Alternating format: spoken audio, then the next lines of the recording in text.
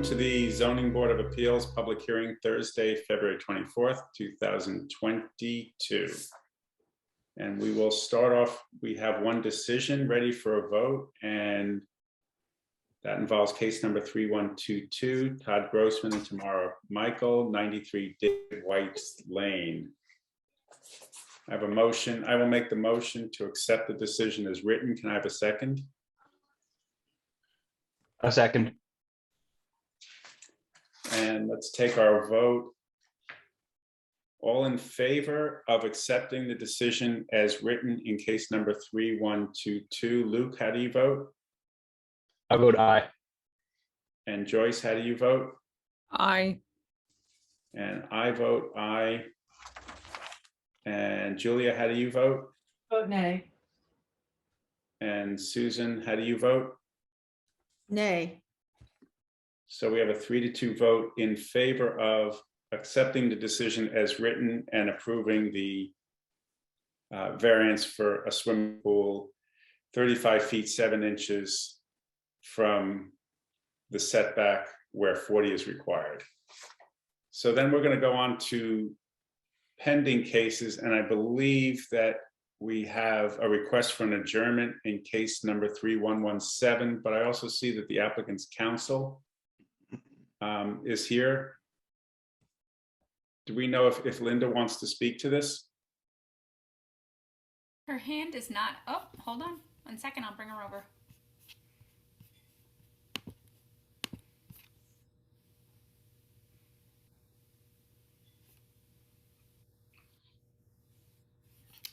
Okay, Linda, if you could put your screen on and unmute yourself, that'd be great.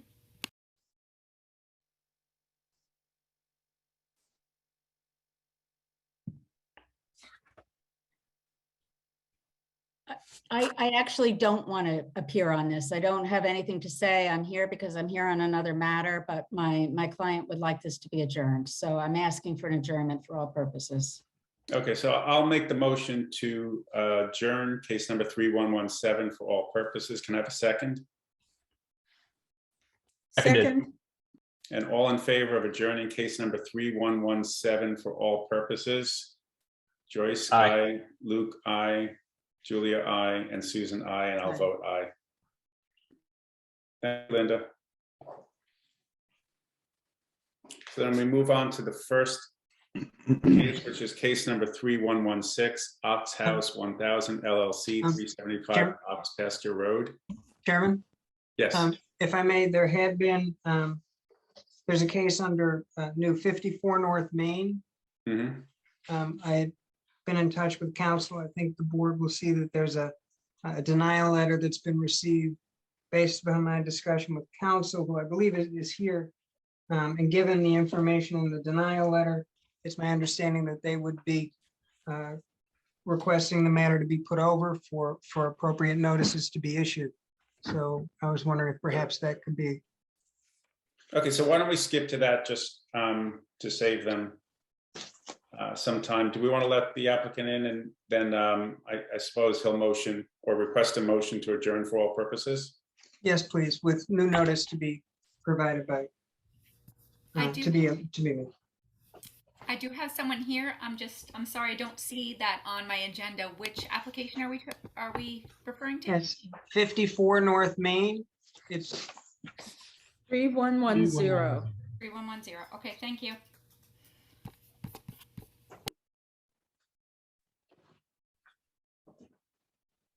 and it should be John Armenton. There it is. I just need you to put your camera on and unmute yourself, please.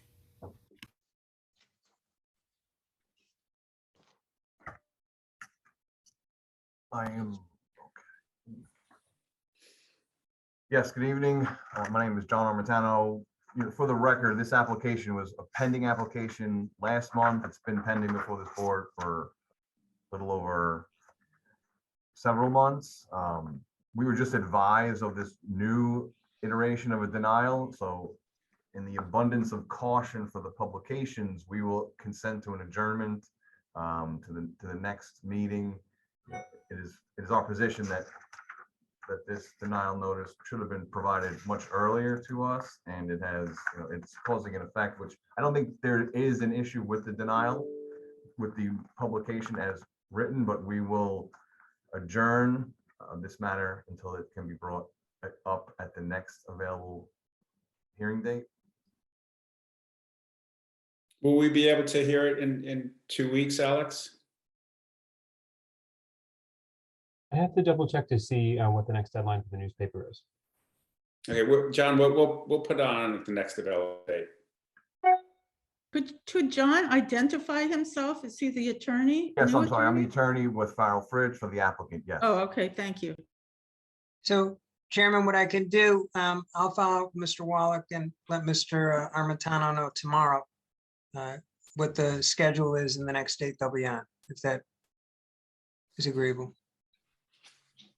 Sure. Okay, so for right now, I'll motion that we adjourn for all purposes, case number 3110 North Main LLC, 54 North Main Street. Can I have a second? Second, And then all in favor of adjourning case number 3110 for all purposes? Aye. Aye, unanimous. We'll adjourn for all purposes, and John, will see you at the next earliest time. Very good, thank you. Thank you. So now we'll go to case number 3116, Ox House 1000 LLC, 375 Ox Pasture Road. Is the applicant or applicant's counsel here to speak to this? I have a Mr. Benacasa. Is that correct? Yes. Okay. He's coming in.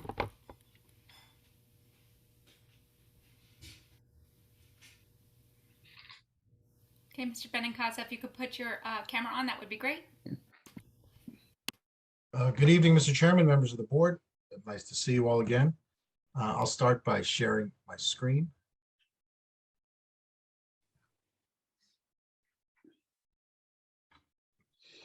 So when we were first here, this is the proposal that you were first considering. As you can see, it's a sunken tennis court, 40 feet from Mary Leah Drive. And just for context, if you recall, Mary Lee has on the south side of Mary Lee, there are 4 homes, 2 of which have tennis courts. And we'll go back to this. So we had first asked for this, a 40-foot setback from Mary Leah Drive when, given its 2 front yards, 90 is required. As noted, there are 2 others, one 40 feet and one 30 feet. Both exist by a variance from this board in that position. After hearing comments from the board, we revised the survey a little bit to be 44 feet back. Again, that seemed problematic to this board, so I went back to my client. And today, you should all have the survey in your file. At this point, we are requesting this, and forgive me, the resolution is a little off on the PDF I have. We have increased the setback request or the relief request from a setback of originally 40 feet to now 50 feet. So we've increased it by 25%. We're now under 50% from relief requested from what's permitted. We've added a row of, you can't read it that well, but it's a row of 16-foot tall green giants we're willing to include as a buffer, in addition to a privet, which is already existing on the property line. And as this is a sunken tennis court, there will be buffer plantings adjacent to the court. Again, I'd just like to discuss the context in which we are asking for this. Mary Leah Drive is a small road with a limited amount of residents on it. We are at the very end of Mary Leah Drive. And again, there's only 2 homes which would really be impacted by this tennis court, the request for relief. One is my client's and one the neighbor across the street. 2 tennis, of the homes on the south side of Mary Lee, half of them have tennis courts within setbacks pursuant to variances granted by this board. One is 40 feet, and that's 419 Ox Pasture. It's 40 feet from Mary Leah Drive. It was pursuant to a decision of this board made in 1989, a variance relief. and one is 427 Ox Pasture. Again, that tennis court exists pursuant to a variance granted by this board in 1981. Earlier, it was pointed out that Mary Leah Drive was not in existence when these lots were created. And accordingly, that relief was granted in consideration of the fact that these homes, these owners lived there when Mary Leah was created. That's not necessarily the case. This variance at 419 Ox Pasture was issued some 30 years after Mary Leah Drive was established. And this at 427, 20 years after Mary Leah Drive was established. And I should note, the home at 427 did not exist at the time Mary Leah Drive was established. So there wasn't this sort of, the impact to those two homes was not any different than the impact to the subject property, in that the owners asked for this relief knowing that Mary Leah Drive was there. Again, because it has two front yards, this is a burdened property.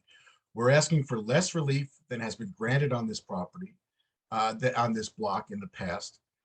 We are asking for reasonable relief given the burdens on the property, given the buffering we've requested, given the fact that our variance request has been, or request for relief has decreased by 25% over the course of this public hearing. And given all of that, I believe it is a reasonable request and respectfully request this board grant the relief.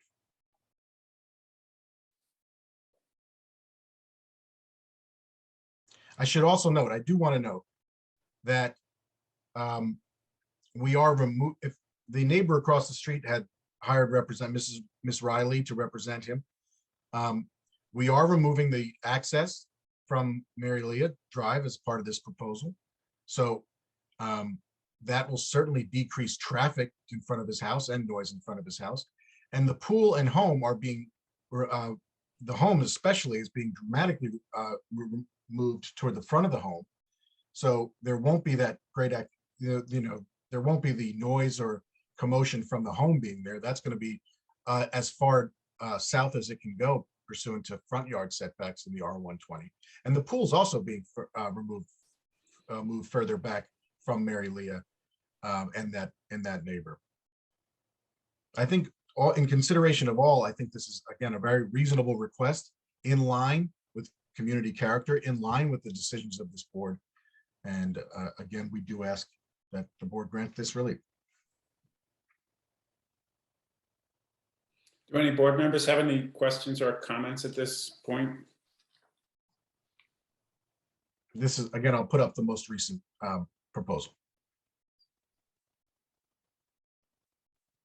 And, Mr. Benincasa, can you actually go back to that aerial photo?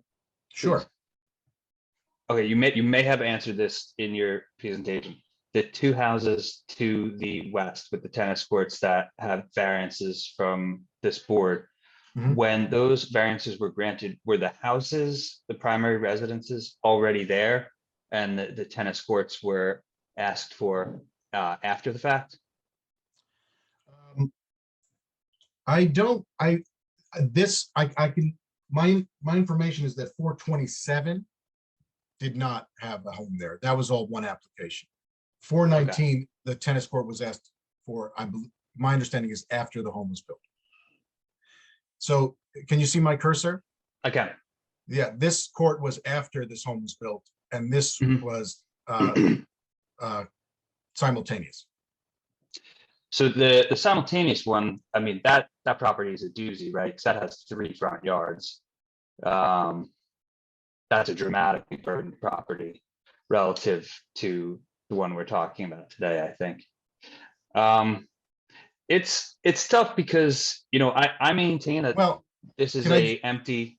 Yeah, go ahead. Sorry, it is dramatically burdened, but the tennis court could have gone further south, and they didn't necessarily need the relief that they got from Mary Leah Drive. Okay, so by the same token, couldn't your tennis court go a little further south? Well, we've done that. Yeah, we're 20 feet further south than this one. But so as to not need a variance?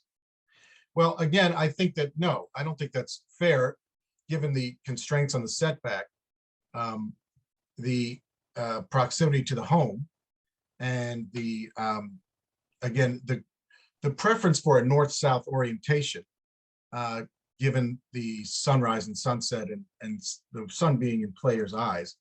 I don't believe that, you know, we were worried about overcrowding, safety concerns and design concerns. And to your point, we did, in fact, move it 20 feet further back than this one. But again, this board considering the scenario here with this lot, certainly felt that 30 feet was reasonable relief, or was a reasonable request. Right. You know, it just seems that the application has come back a couple of times with the same house, and it's a empty lot, right? As far as we're concerned, it's all fresh, and there seems to not be any exploration in a alternate shape of the house that could not necessitate a variance for anything on the property. Well, I mean, essentially that creates a scenario where you're asking applicants to go ahead and build the house and then ask for the tennis court. We want to be up, this is the house my client wants. This is the house he designed, spent a lot of money designing with his architect. And, you know, we could have built this house, built that pool, and then said, you know, this is the property we have. Can we have a variance? But, you know, we didn't want to do it that way. We wanted to be upfront. I definitely think you're misrepresenting my point. I'm not saying that at all. What I am saying is that, you know, from day one, the first time this architect ever presented this site plan, it was known that a variance was going to be needed. And if I were a responsible homeowner, I would say, well, hey, can you show me something that doesn't need any variances? And I maintain and I remain convinced that this property could be developed with all these amenities and no variances.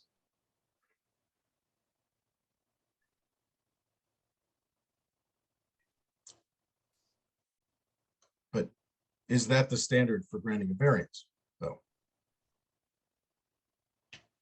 Well, yeah, when you, yes, I don't know which point it is off the top of my head, but could relief be obtained in some other manner? 100%. This is a blank slate.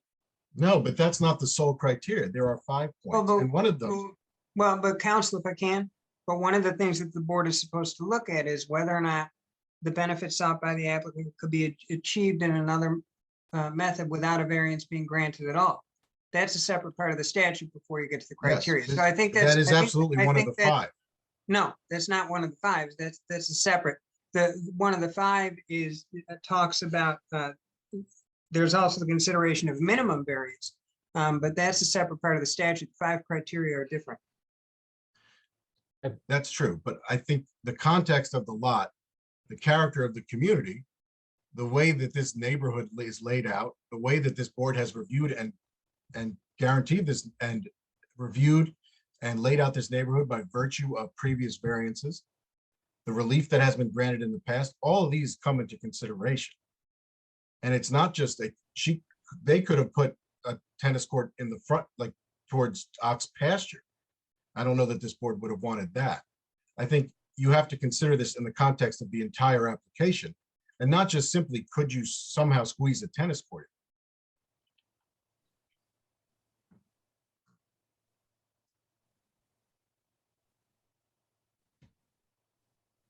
Yeah, I don't know. I mean, it's an unimproved lot, and we haven't even seen any options. Mark, you're muted. I think Right. you're trying to. There you Luke, go. we have your point. I understand your point. Do any other board members have any other concerns or questions? I would just like to point out that the 2 tennis courts, one 1989 and one 1981, were respectively like 30 or 40 years ago. And I feel that, I don't know who was on the board then, but certainly the character of all the neighborhoods has been reconsidered by many, and the zoning may have been different. I don't even know. But I don't think we have to be held to precedents from that far back. Or I don't feel that I have to. How's that?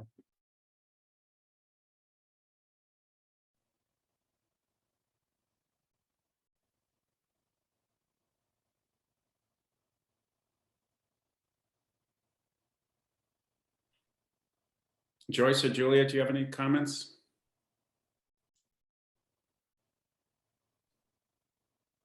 I have a question, which is, the properties on the other side of the street from the two variances that were granted in 81 and 89, did they exist in those years? Were those properties developed at that time? I'd have to look into that, and I'm happy to do that. I believe they exist on aerials from 1984, if that's helpful. That is helpful.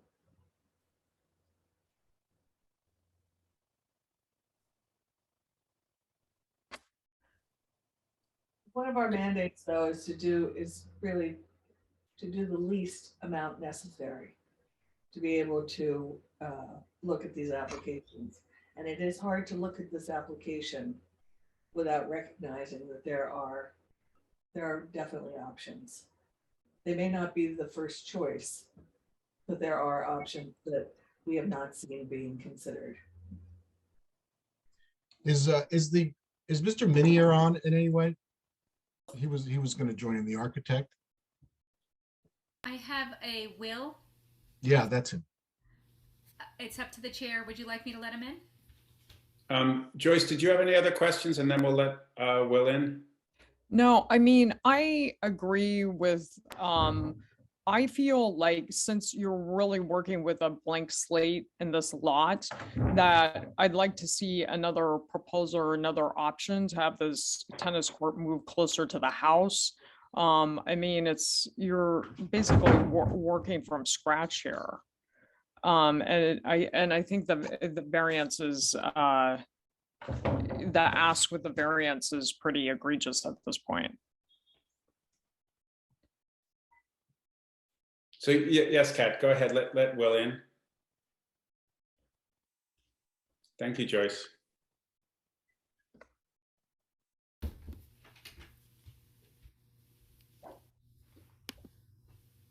And Will, I just need you to state your last name for the record, please.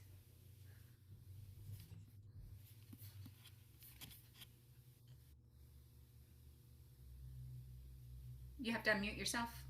There you go. Hi, Could I Will. have could I have your last name for the record, please? Minier, M-I-N-N-E-A-R. Okay, thank you. Yeah, I was just on to answer any questions you may had. I mean, the lot, the house, the tennis court was definitely developed with sort of the knowledge that there were similar precedents and set, conditions, similar conditions on this street. And that was our approach from the beginning. So could we design a different house? Could we shift the tennis court around? Probably. But knowing what we knew, and even across the street, I'm not sure the history of that tennis court, but directly across from our street is a tennis court that's right against the ox pasture there. Knowing this, and seeing that the street behind us, there was really one house on, we didn't see this much objection to this, considering that the lot is a through lot, and it does have two front yards, which really hinders the development within this size lot.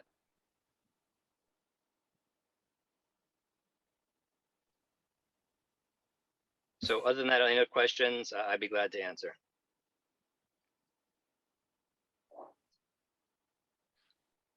Do any board members have any questions for Will?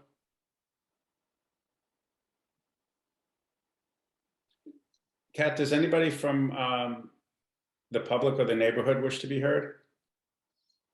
There is nobody else's hand up. And Chairman, if I may, I do just want to clarify, when council had mentioned that whether the benefits sought can be achieved by some method feasible for the applicant to pursue other than an area variance, he is correct. That is within one of the criteria. The portion that is not is that the Board of Appeals, in granting a variance, is to grant the minimum variance that it deems necessary and adequate. So I did just want to clarify that for the record. Thank you, Mr. Palenko.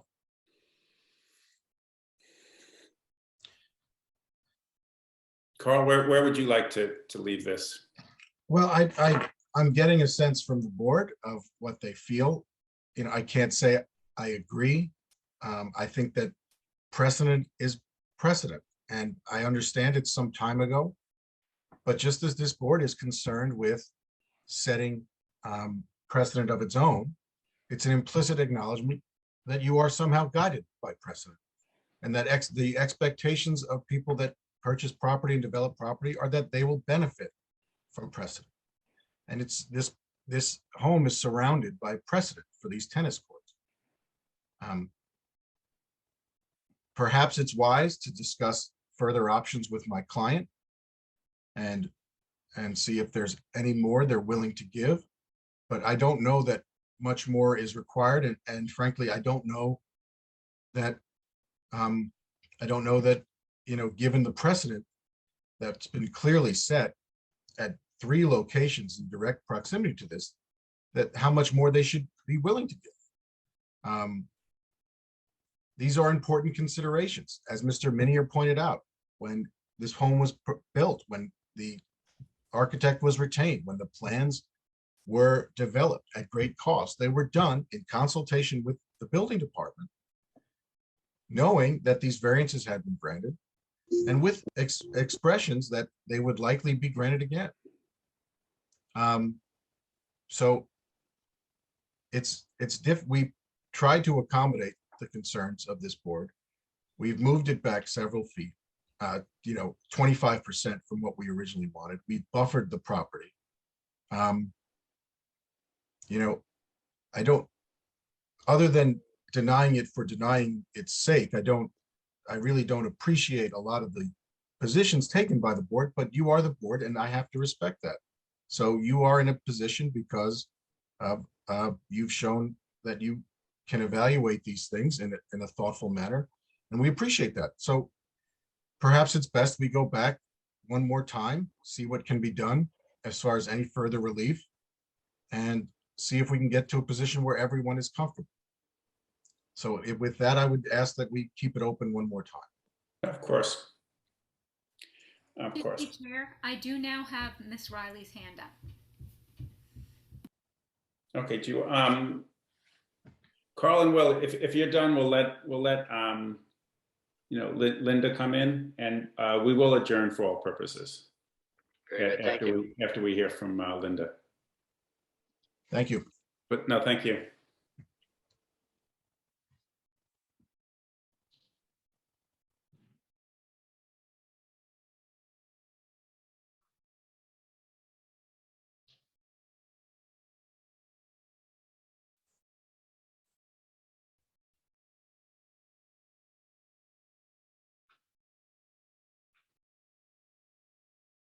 And Linda, just camera on and unmute yourself, please.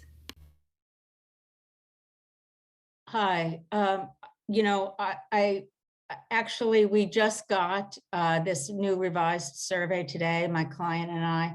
So we appreciate the time to look at this. And now that you've said you're going to adjourn it, that's fine.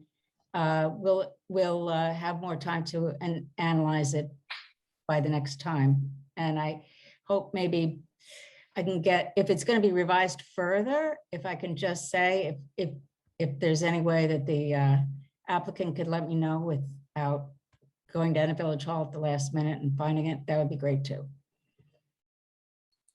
Okay, so I'll motion to adjourn for all purposes, case number 3116, 375 Ox Pasture Road. Do I have a second? Second, And all in favor of adjourning case number 3116, 375 Ox Pasture Road? Aye. I. Aye. Unanimous. Thank you, Linda. And we'll go to, we have a motion. I would motion in case number 3124 to accept the applicant's request for an adjournment to March 15th. Can I have a second on that as well? Second. And all in favor of adjourning case number 3124, 80 Harvest Lane? pursuant to the applicant's request to adjourn to March 15th. Aye. Aye. Aye. Aye. It's unanimous. So we're on to new cases, and the first new case is case number 3128. Juan Romero and Andrea Grimaldo, 63 Armand Street. Kat, is the applicant here to speak to this? Yes, I do have, hold on one second. I have Mr. McNeil here. Would that be correct? We don't know. I'm not sure. Alex, do you know if Mr. McNeil was one of the signatories in the application, perhaps? I'm double checking to see what I have a record of here.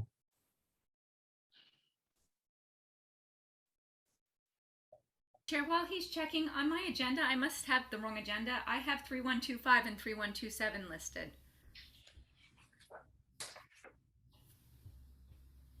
Just, they have both been adjourned. No, 3127 is not. No. Oh, did I go in the, was I in the wrong order? Right. Oh, because yes, you're right. I skipped a page. Yeah, Hmm. they were spaced out. I saw that. 3125, there was a request for an adjournment at the last meeting. I did have that, so leave that. Let's go back. And so I'll motion to accept the applicant's request for adjournment in case number 3125, 41 Van Brunt Street. Can I have a second on that? I second that. And all in favor? Aye. Aye. Aye. Aye, aye. And then we'll go to the first case, which is actually 3127. This is a pending case, 220 Hampton Road, and that's Ms. Lou. Yes, and I have her hand up. Let me- And thank you very much, Antoinette. No problem at all. I'm going to bring her in.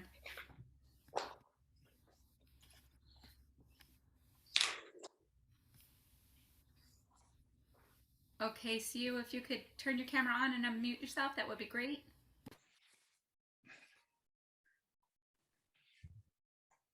Hello, good evening. My name is Yu Liu. I'm the architect for 220 Hampton Road. We have, could I share my screen? Yes, you have access to do so, as long as the board's okay with it. Is that all right, Chair? Sure. Yes, thank you. Okay. We have several requests. The first one is a special exception use, and I will start with that one. This is an aerial map of our property. Can everybody see? Yeah, not the way you want us to. I'm sorry? We're Just not. a little tiny thing. It's just a small, it's been reduced in the middle of our screen, and there we go. Now we got There it it. is. There seems to be a little bit of lag time. Oh, okay, all right. So this is the lot. This is 220 Hampton Road. And to get everybody oriented, this is Louis Street. This is Wooley Street. And here is Old Town Road. And this is a funeral home across the street, and then an office building. And I believe this is the Red Bar. And then this is other homes around us, and Bellows are behind us here. All right, so that's my first page. And then I'm going to bring you to the Sanborn map. And I'm pretty sure everybody are familiar with Sanborn map. This house is where I marked with green. It was not on the map. It was like this. Just want to show everybody that's a lot. There was a house on this since at least I think it's 1927 or 1930. It's house probably even longer, exists longer before that. And then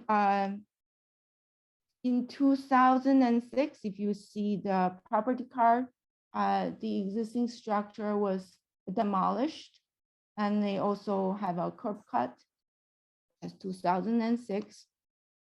And then the previous owner The name is right here, John Ponant. And he subdivided this lot. He subdivided, and you can see the green is actually supposed to be dividing the HRO district and the residential 12.5.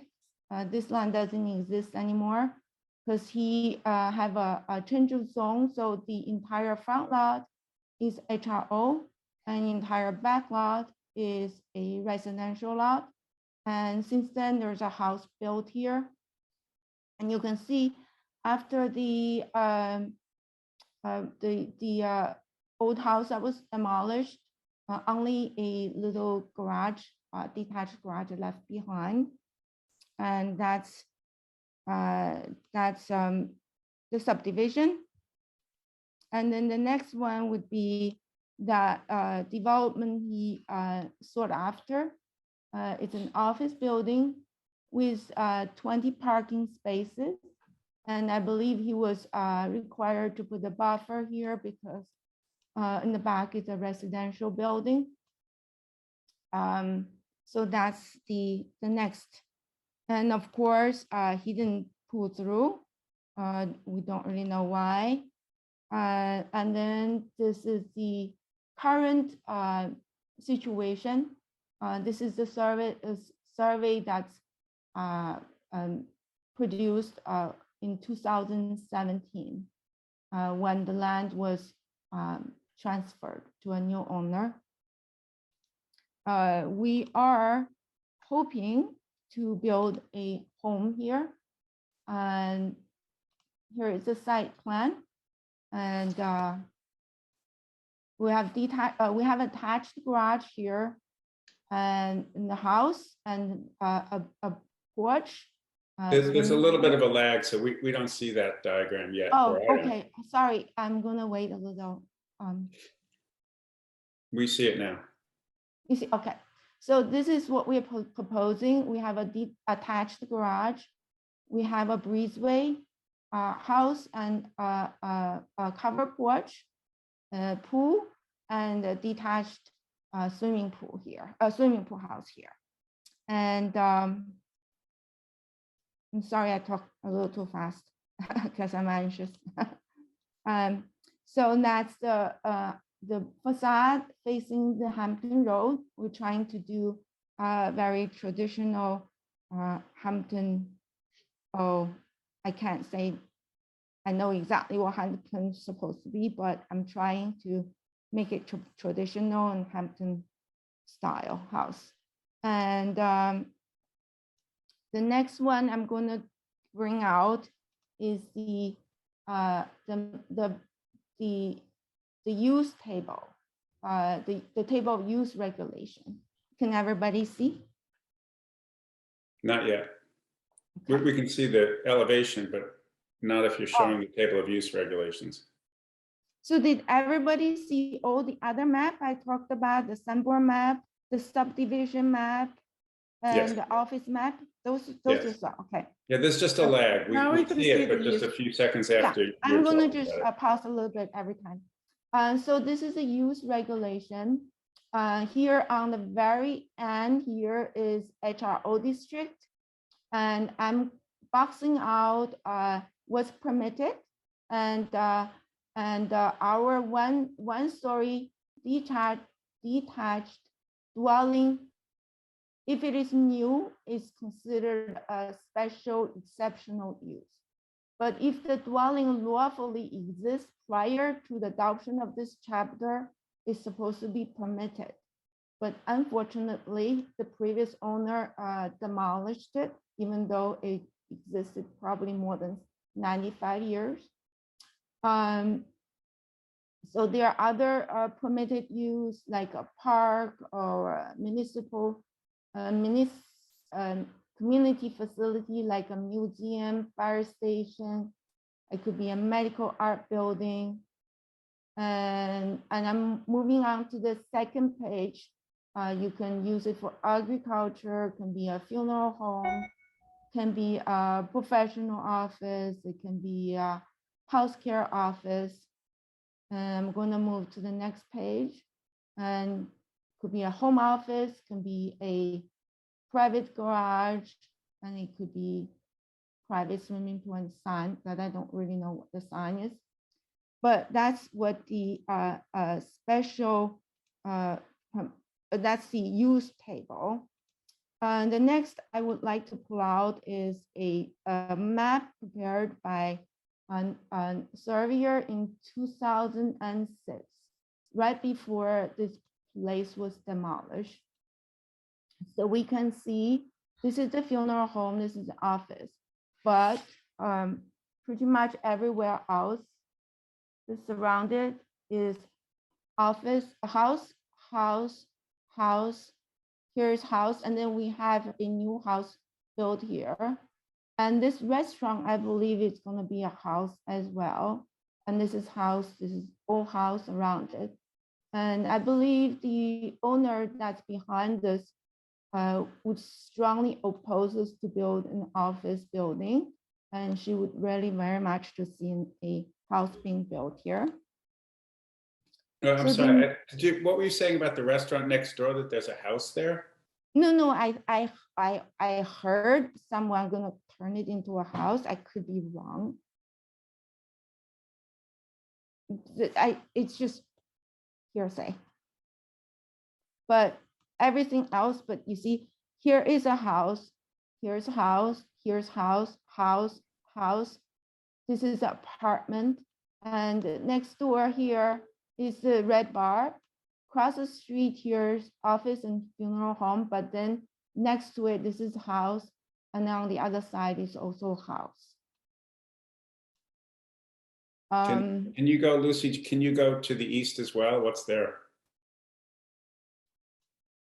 This house, this is a house. Yeah, no, keep going to the east. This is office, this is a house. And then if you go one more east, what's that?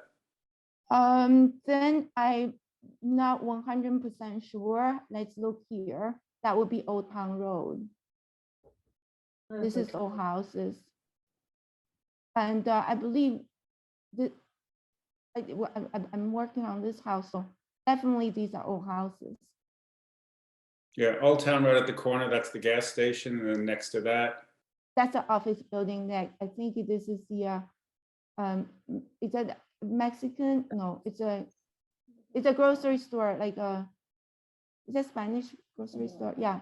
This is Spanish grocery store, that's a gas station, there's just an office building. I think it's Ocean or something. And that's a house.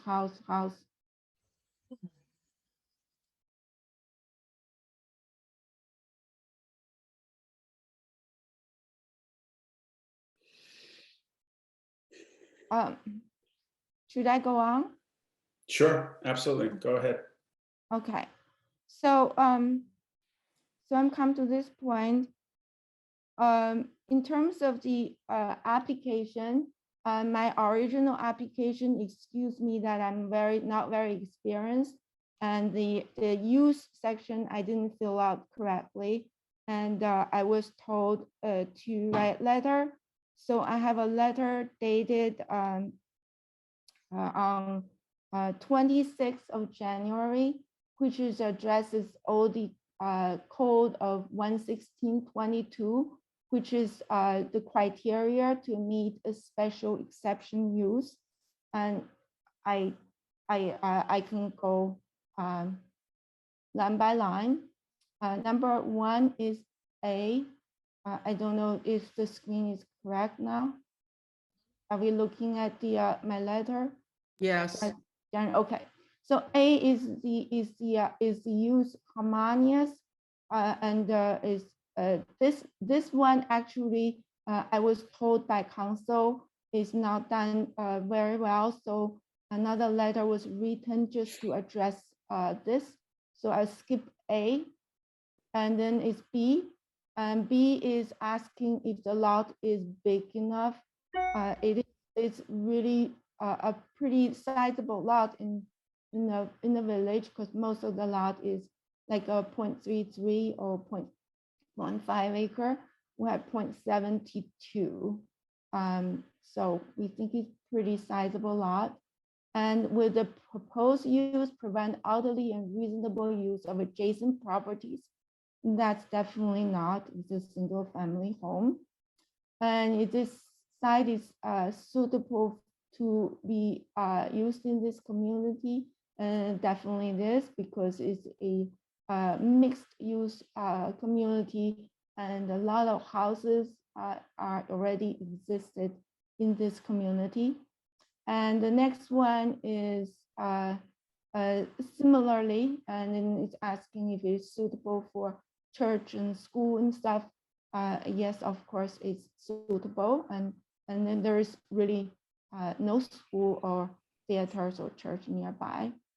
And number E is number F. The single family, does the single family conform to the definition? And yes, it is a special exception use, because I already showed the special exception use table. Do we need to go back there? Probably No. not, right? Okay. And then it's number G. There is existing sidewalk, and so there should be no problem for pedestrian traffic. And then we already have curb cut, and so we have a very big lot. We have plenty of parking. I don't see a problem in that area. And then the next one is that next page is off-street parking and truck loading space, and that we don't need. And we have sufficient amount of buffer everywhere in this lot. We have existing hedges along the property line, and we have also hedges in the front. And we will, of course, we're going to design dry wells to collect any runoff that would be concerned to the village. It's actually required when we file building permit. So I'm not worried about that. Of course, we not have sale or rental equipment storage here. And this particular use is not listed in this section of the code that would cause concern for safety. So that's my first letter. My second letter is just address the first portion of the previous letter. So there's also A to M, but it's addressing the A of the previous letter. So it's asking if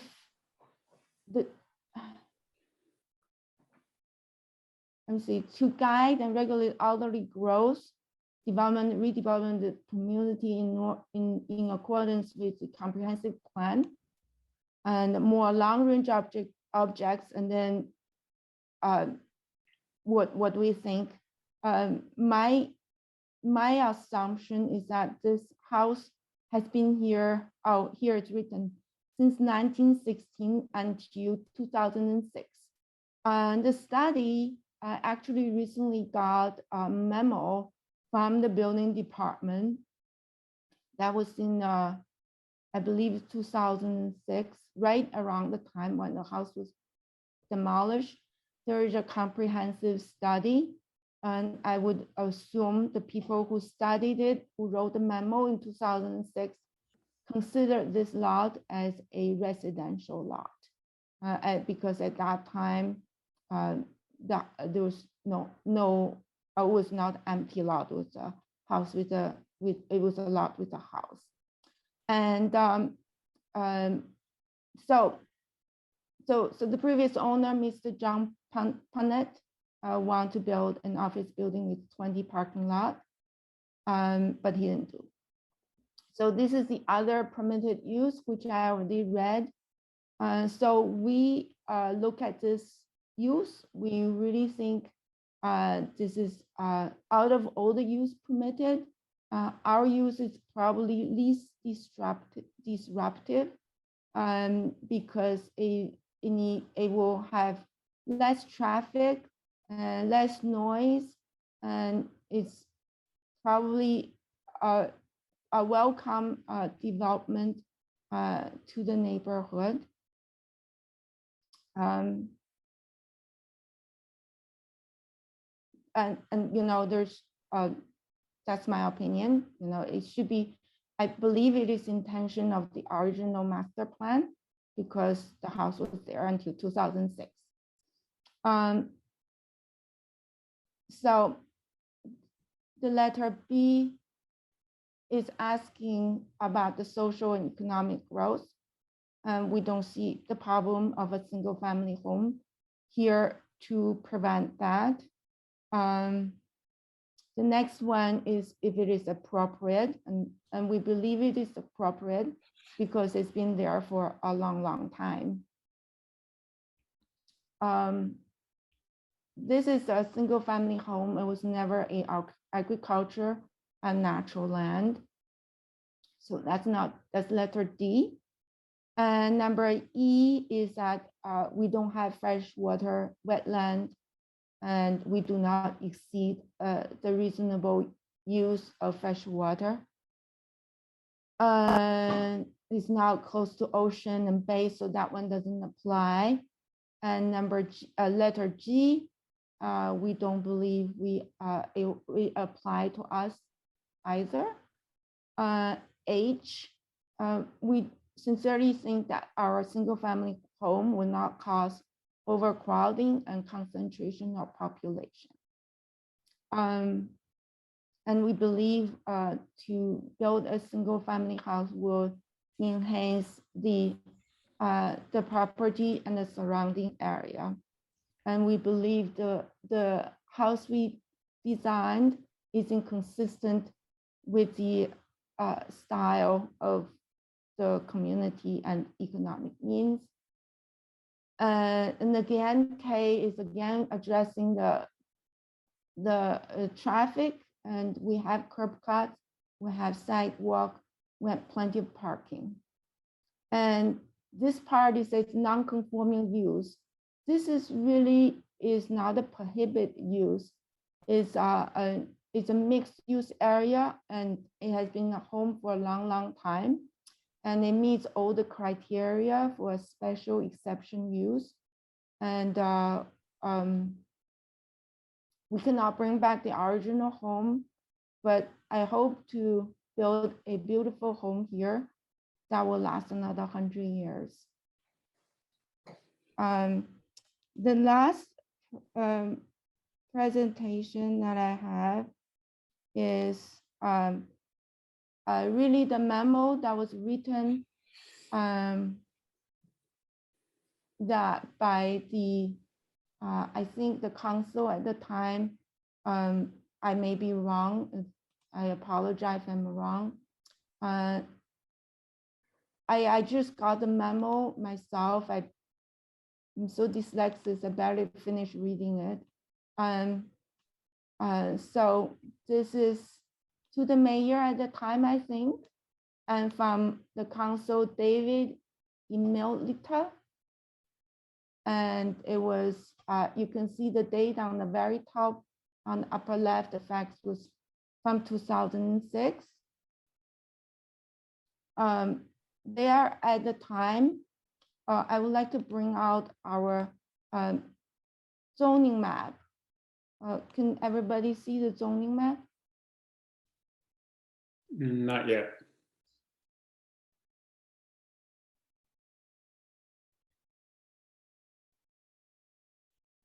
You see it now? Not yet. Okay.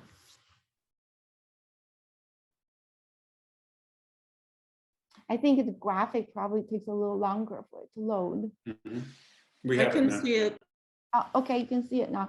So this zoning map I really like because it's all colored and I took a picture at the building department. Our property is somewhere here. You see my cursor somewhere here, right where the bellows here make a U here. We are right at this corner. And our district is HRO. It's Hampton Road. I think they call it a residential office area. And this is No, office. Lucy, they don't call it a residential office area. It's the Hampton Road office Hampton Road, district. yes, I'm sorry. It's a Hampton Road office area, but I think in the memo, they call it a residential office area. So I got messed up, sorry. And this part is the office district. This part is Hampton Road office district. And this part is also office district. So if I go back to the memo at the time,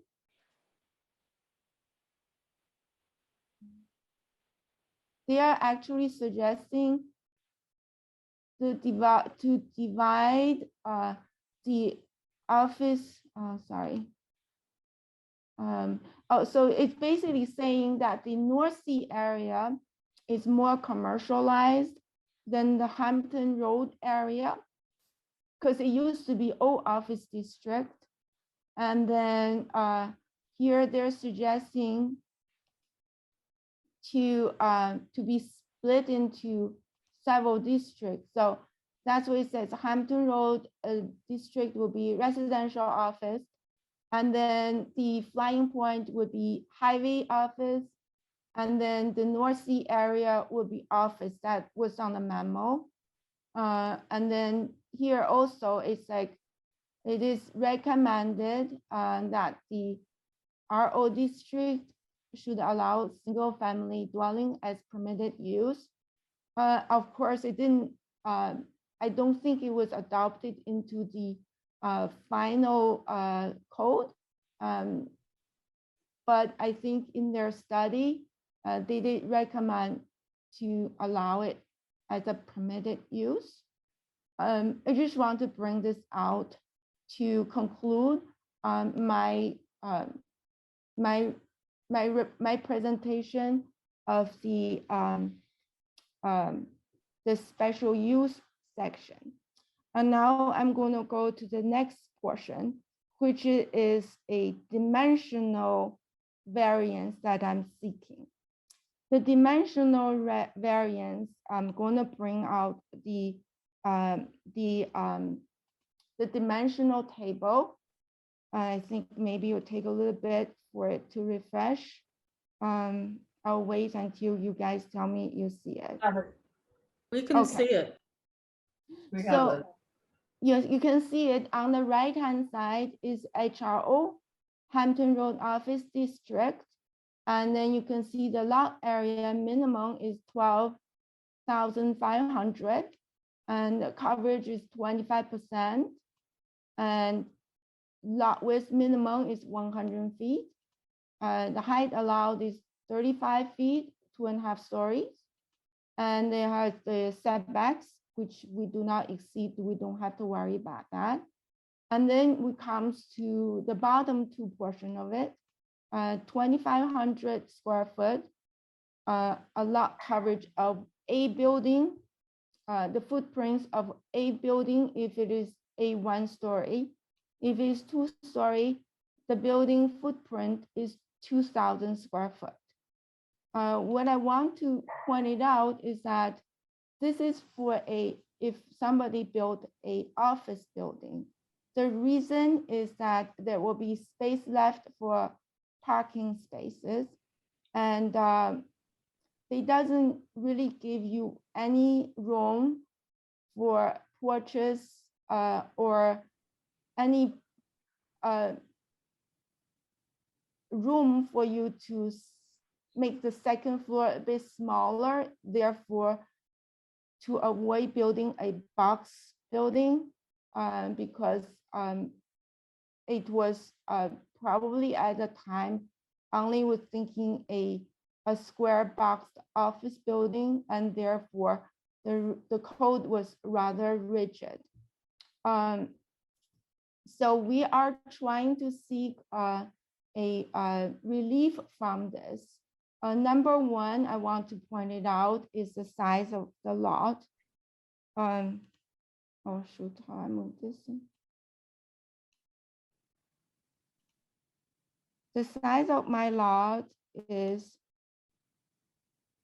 31,324 square foot, almost 3 times of the minimum lot size required. And it's, in my opinion, it's a little bit, the 2,000 square is a little bit kind of limited in terms of this, what we could do on this lot without causing any difficulty to other people. So that's my number one thing. And number two is that if we can understand how we build here, when you have a footprint, the maximum GFA would be 4,000 square foot for this property as well, if we pile up on top of each other. So the request we're gonna seek is actually my original application, because I think that portion, because I've done it before, I fill it out right. Let me see, where is it? The first one. Where's my original? Yeah, this is my original application. I'm gonna blow it up a little bit more. Can everybody see? Yes. Okay. We are proposing to build on this lot a 4,676 square foot house. The lot coverage seems quite a bit more than what is allowed, but I want to point it out that most of the, quite a bit of it is open porches, and quite a bit of it is the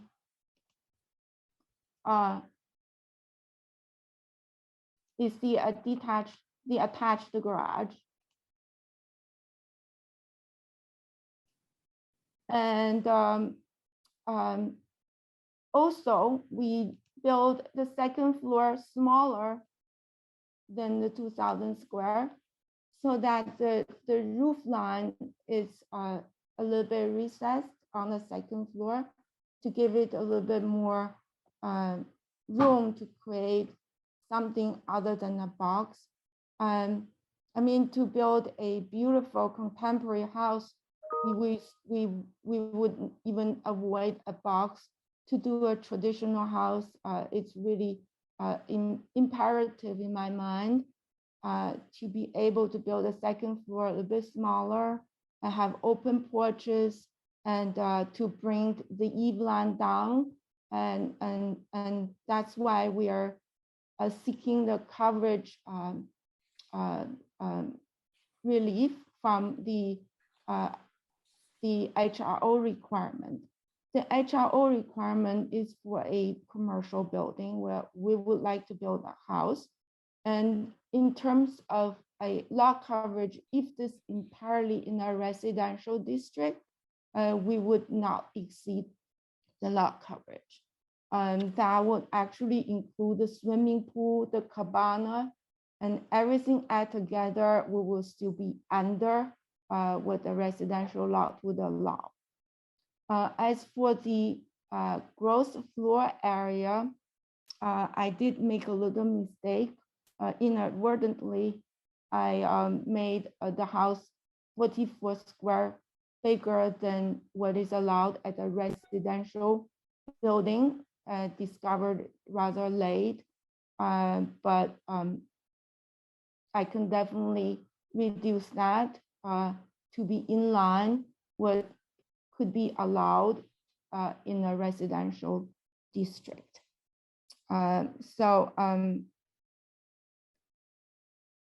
Let me go to here, the explanation of what we are seeking. Basically, I'm just trying to say that a lot of the coverage is considered a open area space. And if this is just consider this is an HRO district, if I box this correctly. And the minimum lot size is 12,500 square foot. And you allow a 2,000 square foot building footprint. If this is I assume this is a 16% lot coverage for the first floor. But our lot is 31,000. So if you use the 16% formula, my coverage is a lot bigger. And whatever I presented is under what could be potentially allowed. So I want to make an argument on that front. And then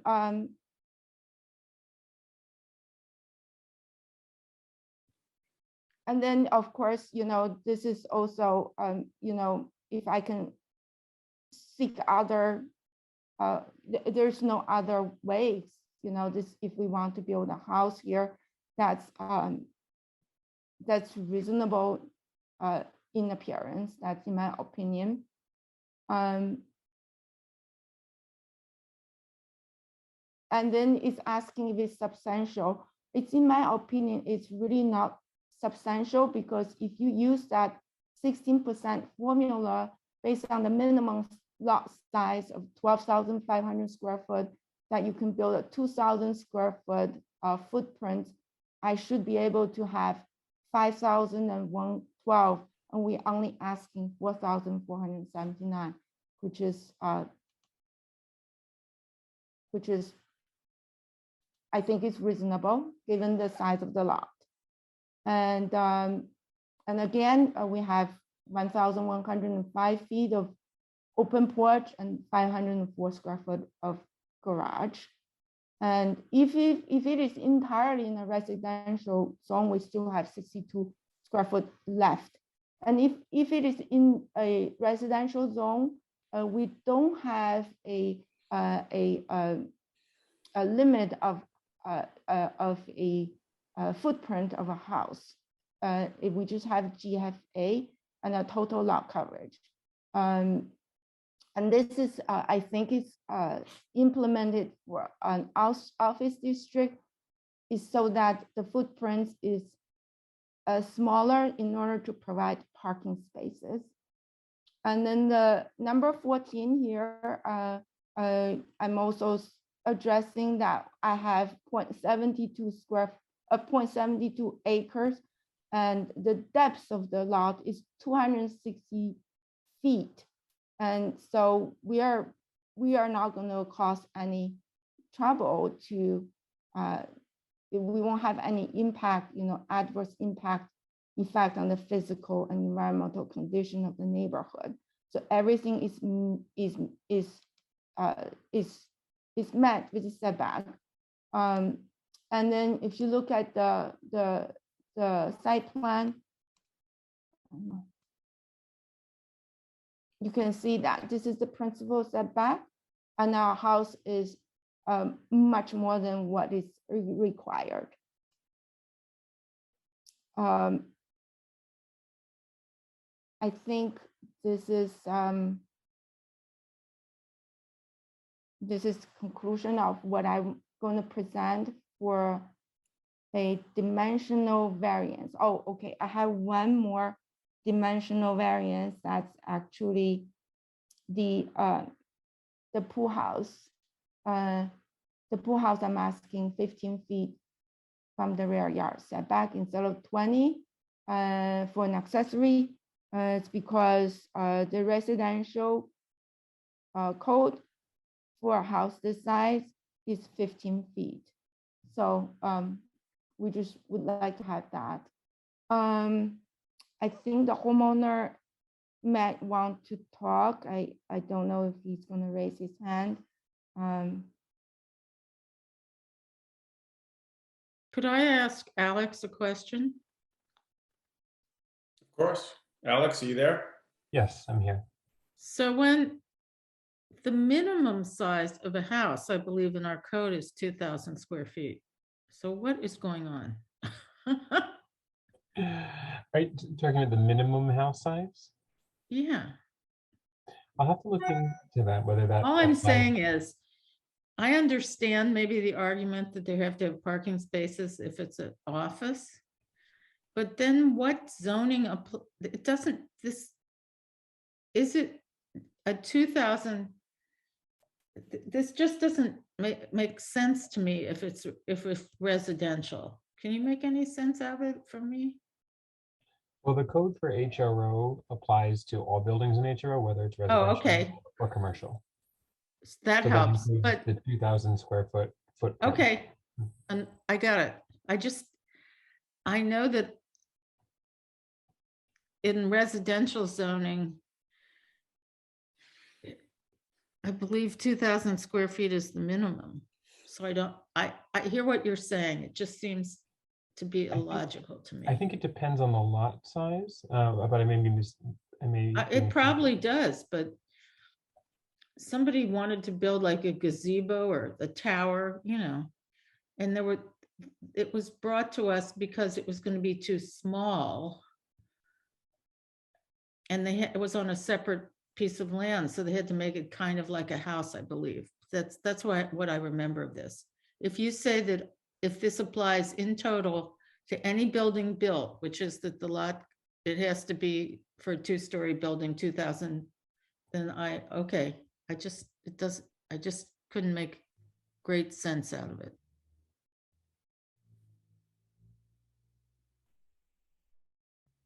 Is anyone else following this for me? Well, it's confusing, Susan. The point being that although the code provides for a special use exception, it doesn't then explain what setbacks would apply. And Alex's point is that, well, you would still follow the setbacks for the HRO district, but as Lucy's pointing out, maybe those shouldn't be the ones that apply, but we're kind of left with an unanswered, with lack of guidance on what setbacks should apply if you allow residential in the HRO district as a special use exception. So, I mean, your confusion is because there isn't enough guidance in the code. Right. So the code applies, I guess, as I said, to all types of buildings.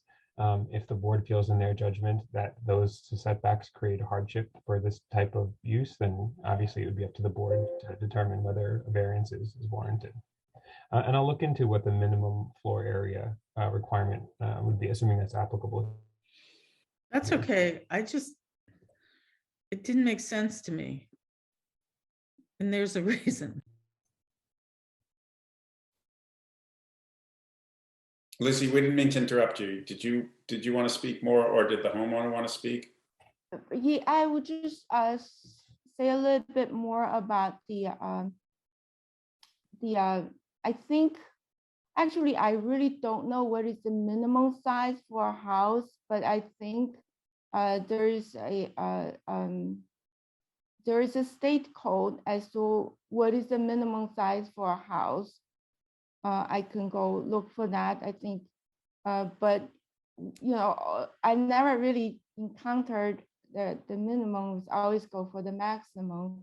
Sure. So maximum for a residential lot, we don't have a maximum of how big your house can be, except it's going to be a total lot coverage that governs, and the GFA governs.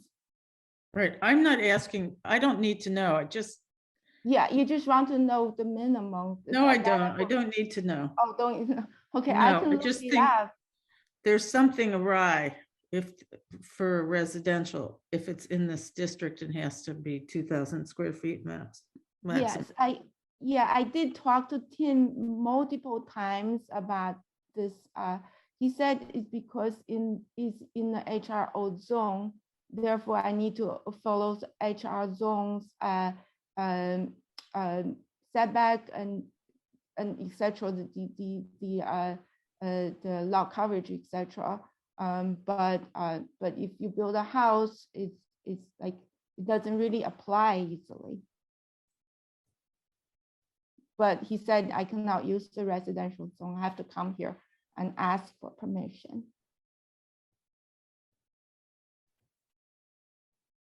If it's helpful to any members of the board, the minimum house size on this size lot would be 1,250 for the first floor and 750 for the second floor. Well, I believe the minimum size in the state code is to ensure the welfare and safety of people so that they're not living in the cramped quarters. And I don't think that's really, really a lot of concern here. don't we really have to answer one question first before we start figuring out the size of the house, et cetera, but determine whether or not the special exception use for a single family residence in the HRO is going to be okay? Isn't that the first hurdle we got to deal with? Yep. That makes sense. Or if it doesn't follow after that?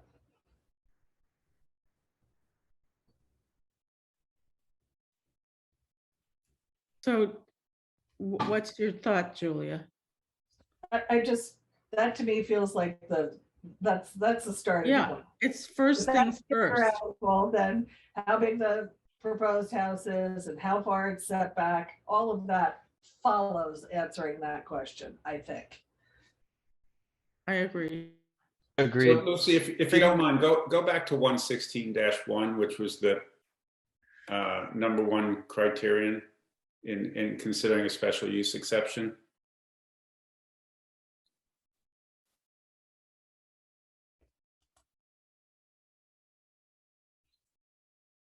This is 116-1. Do you want me to do this or 116-22?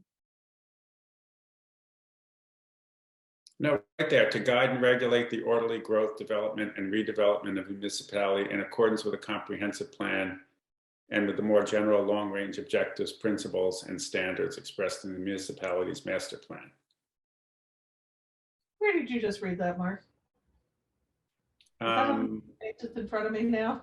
I'm sorry. Should I need to zoom it? I It's- zoom it. Can you see it better? I zoomed it in. Right. I'm Is just it looking for better where- to read? Oh, Let me highlight this part. Is it better now? mhm. Yes. Okay, perfect.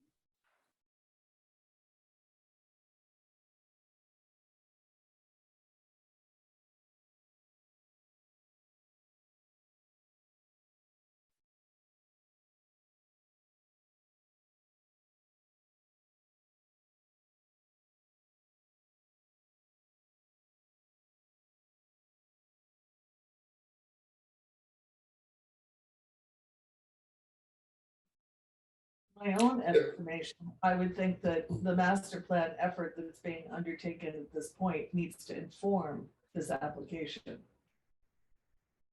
Lucy, did you find anything in the master plan that would support I your proposal? didn't. I did not. I only got the memo from Alex. That was, I believe, is a conclusion. But I think with Alex's help, I probably can find more.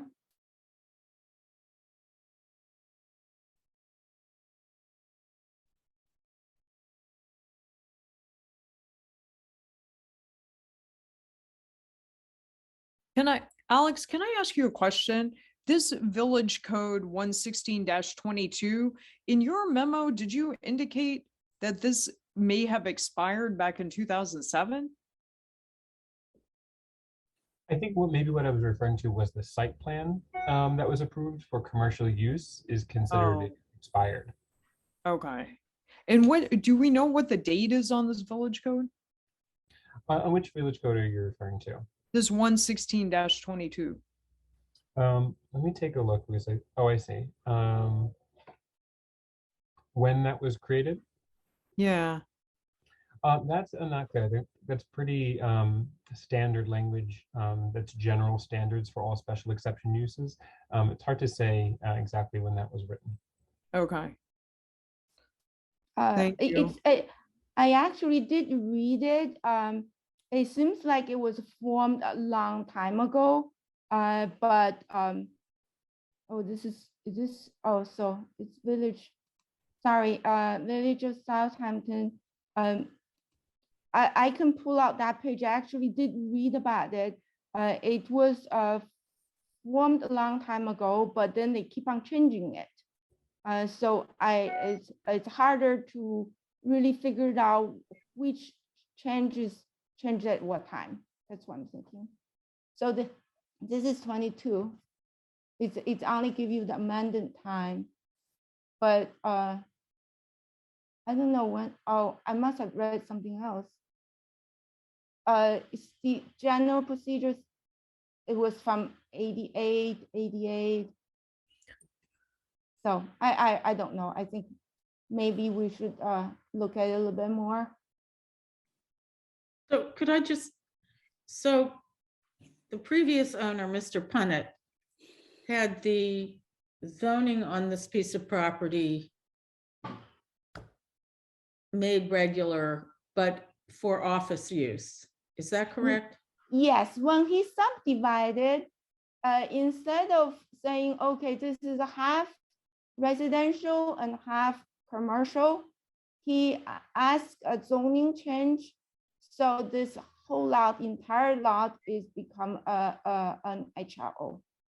And just a minor clarification. So that lot line was modified by this board, by the Zoning Board of Appeals. This board has the power to modify certain lot lines for split zone properties. It wasn't a full zone change to the Board of Trustees. I don't really know, but I do have the ZBA resolution saying that the whole lot changed. If you want to see it, I'll find it. I'll bring it out on the computer. Yeah, I think when the ZBA said the whole lot, they meant lot one. So the applicant, Lot one. right, yeah. lot two is residential, and the applicant asked the ZBA to make lot one in its entirety HRO instead of having a diagonal line separate part of the property into Yes. residential. Yes, correct. So the HRO, how do you define the space is that from the Hampton Road, you will draw a 200 feet line towards the back perpendicular, and then you draw a line on the side that facing Hampton Road is HRO, and behind it will be the residential. That's why there really should be a line here, but that line was removed by the previous owner with the ZBA decision for the previous owner. I think that brings up an interesting point in what the HRO actually is. And if you don't mind, can you pull up the colored map that shows the zones? And while there's a little lag there, I think the argument that you need to make is that while residents may be permitted in the HRO, is that it will be harmonious within it. And I think that you were able to point out a lot of residences and houses to the south in that R12.5 district, but they very much have their back turned to 220 Hampton Road. And really we're thinking about this in the context of the HRO corridor and not really in the adjacent houses by how the crow flies. I think it would be different if this house were going to have its primary access via an easement off of Bellows, but it really is off Hampton Road. And, I don't know if a house fits there. I'm not convinced yet. I think it would be helpful to me to know about the house that was demolished that you've referred to several times, that was demolished in 2006. What was its purpose? Because next door to it was also a commercial doctor's office. So Julia, I lived in that house when I was in college, and it was an old farmhouse. It was beautiful. It had one radiator in the middle of the house that turned up to about 300 degrees in the winter, and you couldn't change it. And it was split. I had the ground floor, and then another person had the second floor, and it was super cool. It was the height of Red Bar, and there were cars coming in my driveway all the time. It was noisy, it was loud, there were bottles crashing around all the time. And it might very well be a restaurant again and be that loud. And should this 220 be turned into a residence? Or we in 2 years, when the restaurant wants to get kicked off with some small variance requests, going to hear a neighbor who's living in their house at 220 object to that? But it was a lovely farmhouse that had been there for a long time, and it had been divided into 2 apartments, upstairs and downstairs. Very interesting to hear that you used to live here. I actually ran into the son for John Bonnet at the building department, and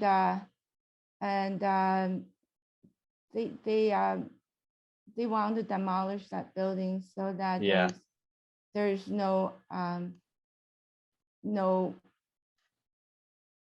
objection later on to build the office building. Yeah.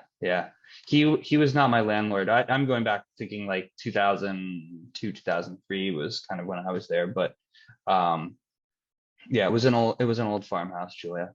Kind of like in keeping with some of the other buildings that had existed further up the street that were converted to offices before they were torn down to have the proper office space built there. So what you're saying is that that the people who is going to build a house here might find it noisy down the road.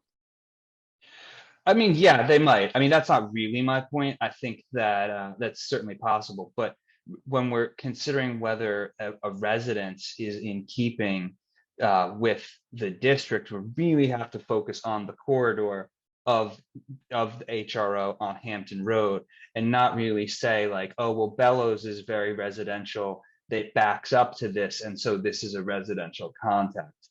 I think that's a bit of a stretch. Well, if you look at the map of Hampton Road, there are quite a lot of residents here. It's not just from the Bellows. I mean, it's if I can bring out the larger map.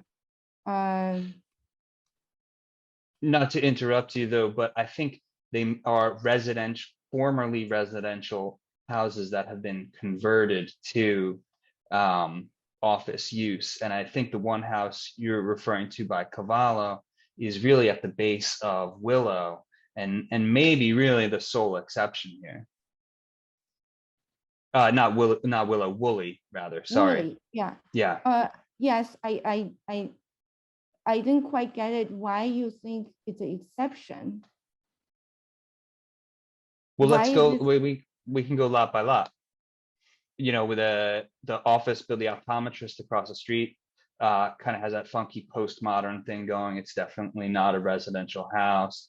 Further to the west is the gas station and the deli. The funeral home obviously is not residential. The apartment building on the south side of the street doesn't really have a residential character. There's also proper office space to the east of that, I believe. I think as you get towards Elm, maybe it starts to regain a little bit more of its residential character, but really from Woolley to Bridgehampton, it's not residential at all. Well, from what I understand, Woolley is a house, across the street is a house, across the street is still a house, and that also houses, at least 4 houses down this way. Okay. And then what happens? funeral home with a big parking lot, and then this eye doctor's office, and then there's another house. So I kind of disagree that across the street, there are no houses. There's plenty of houses. Well, let me What ask is, what you is the, go ahead, Mark. Lucy, if everybody along this corridor wanted to build a house, what would you say? I said it's fine. Why wouldn't they? Why Okay. shouldn't they? I think, you know, the thing is that we have so many offices, you know, in our area. I mean, there's really no need to save it as an office. Even the previous owner, he didn't even want to pull it through. All right, does the homeowner want to speak to this, Lucy?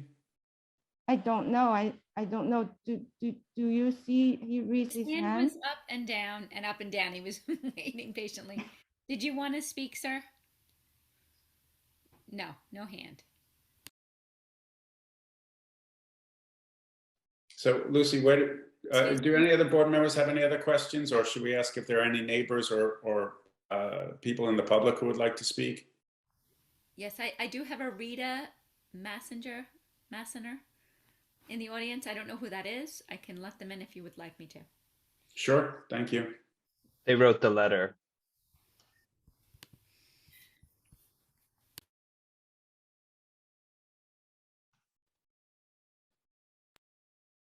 Rita, if you could unmute yourself and put your camera on. Hi there. How are you, Rita? Thanks for coming. So I'm a neighbor to the property. We do support it. My husband and I, this land becoming a house, we're fine with that. I'm just on this call to kind of I have a little bit of concern about the setback with the pool house and want to understand that, but we don't have an issue with this becoming a house. So I just wanted to enter that in as you're factoring into your decision.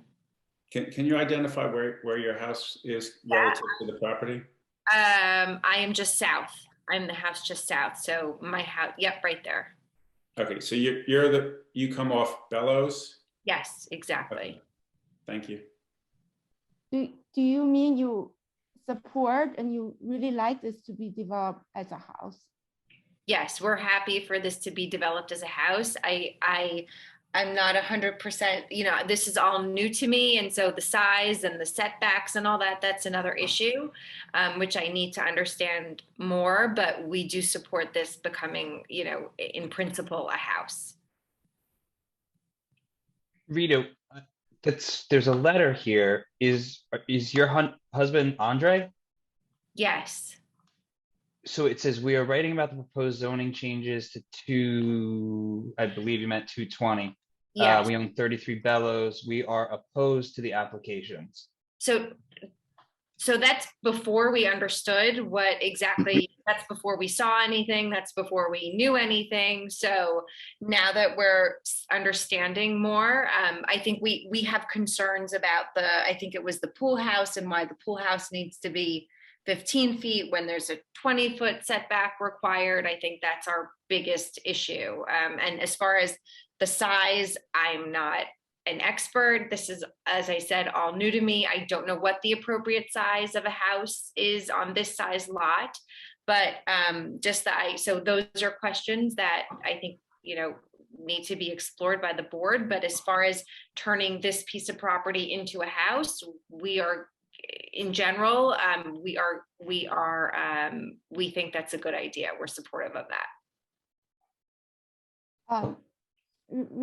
Is it good, okay with the board that I can talk to Rita after the meeting and explain to her the setbacks and lot coverage, etc.? Of course. Okay, thanks.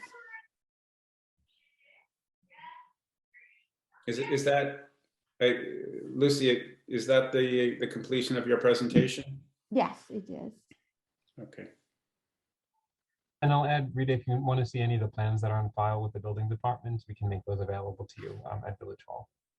Thank you.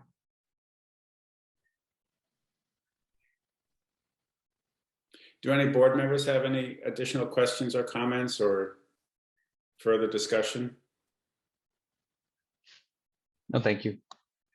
Okay, so should we, how do you want to leave this, Lucy? Do you want to adjourn it for all purposes? How do you want to proceed? I would like to have a marching order from the board. Like, what would you like me to do to make my case more convincing? Because I would like this to be coming to fruition, and I understand board's concern, and I would like to do everything I can to convince the board that this is the right thing to do. And I really would appreciate if there's some guidance that I can do in my coming weeks to bring to the next meeting. Well, here's the question. Go back to 116-1, if you could highlight that, and I'll mention what 116-1 or -22? it's. You had it under 1, but it referenced 22. I have another one that's entirely for 22. So this letter is entirely for 22.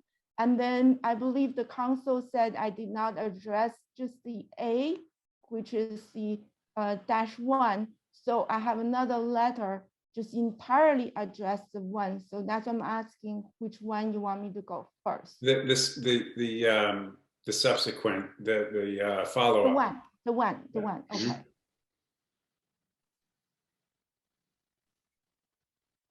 So the primary criterion is that such use will be in harmony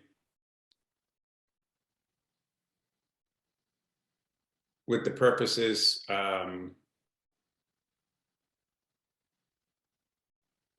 of 116-1, which is to guide and regulate the orderly growth, development, and redevelopment of the municipality in accordance with the comprehensive plan and with the more general long-range objectives, principles, and standards expressed in the municipality's master plan, which are deemed beneficial to the interest and welfare of the people.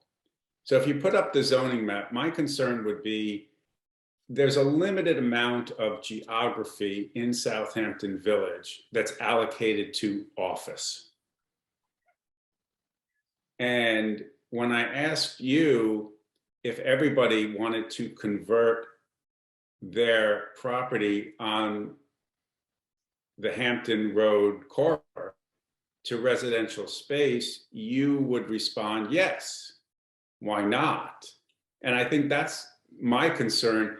I don't know why not. I can think of some reasons why not, but I can also say that the board's consideration needs to consider what is the orderly growth, development, and redevelopment of the municipality. And if we grant a special use exception in this particular case, then you would, if let's say another applicant such as Red Bar came forward and requested that they become residential, your viewpoint would be, why not? And I think the board's consideration has to be from the perspective of Southampton Village. Is that a good idea? Is it a good idea to piecemeal eliminate the Hampton Road office district one by one as applicants appear before us and request a special use exception because they've decided that office use is not as beneficial to them as would be a residential development? And I think that's the concern that the board has to address as it's presented to us here, to guide and regulate the orderly growth, development, and redevelopment of the municipality. That's my thought.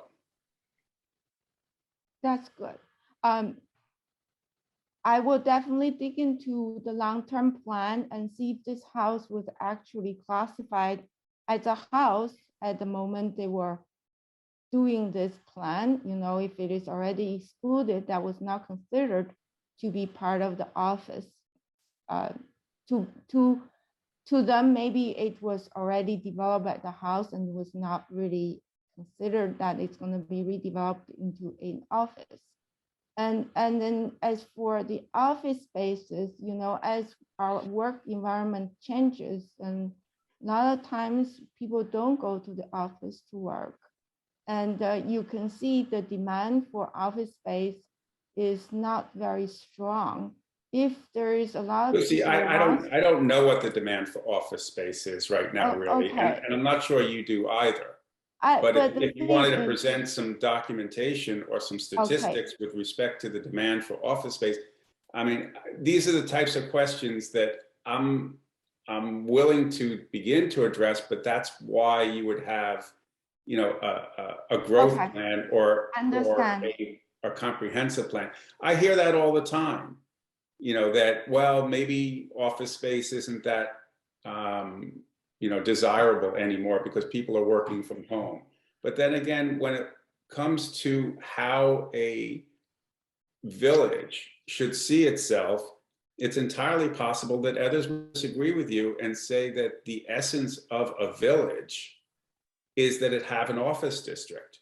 Otherwise, Understood. it loses some of its character as a village. Understood. It's very important for village residences, perhaps, to have the option to either open their own office or for village residents to say, isn't it wonderful that there's a local tax accountant on Hampton Road that I can visit, or a doctor that I can visit on Hampton Road, or any number of other, you know, office purposes. Isn't that part of why I'm living in the village? So it may be that an individual applicant may say it's beneficial to me to convert this from residential to office, but I'm not convinced that it's the best thing for the village. And when you say that everybody on Hampton Road might want to do this and you wouldn't have an objection to that, that concerns me because that's our mandate. What's best for the village? Got it. Understood. Yeah, I'm going to go look, see if there's any data. But I know our area is driven by economics. If it is demanded, it will be built long time ago. That's my assumption. Maybe I'm wrong, but I'll look into it. Do any other board members have questions or comments or guidance? Chair, I do have 220 Hampton Road's hand up. I assume that's the owner. It's back up now. Okay. Do any other board members have any questions or comments or guidance?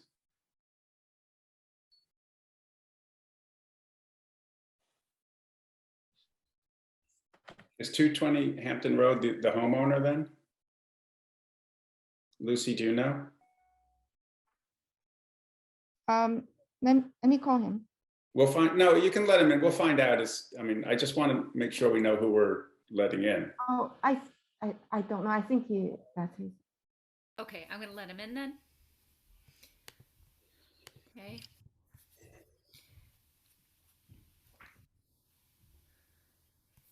Okay, I just need you to turn your microphone on, put your camera on, and also state your name for the record, please.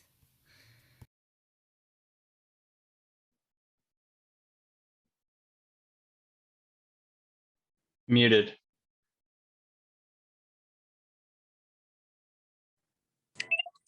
Hi, I'm sorry. My name is Christopher Burnside. I'm the owner of 220 Hampton Road in Southampton. Can you hear me okay? Yes, you're loud and Great. clear. I want to thank the board for taking the time. I know this is a difficult one. My feelings on this whole project is that, you know, I did build the house directly behind the property at 33 Bellows, directly to, I guess it's the south where the red bar is. There's also an apartment or a house in the back. And as you drive up and up Hampton Road, directly across the street where the Hampton Showcase is and the house, there's residential properties. It's not just an office building that could be built there. I mean, there's definitely other uses, and I've explored those other uses, whether it's a garage or a medical facility or whatever it has. It just seemed to me that, you know, there was originally a, you know, kind of a farmhouse style house that was torn down just as I purchased the property from Punnett. And I believe he, you know, he actually lived there or something, or it was a rental property. But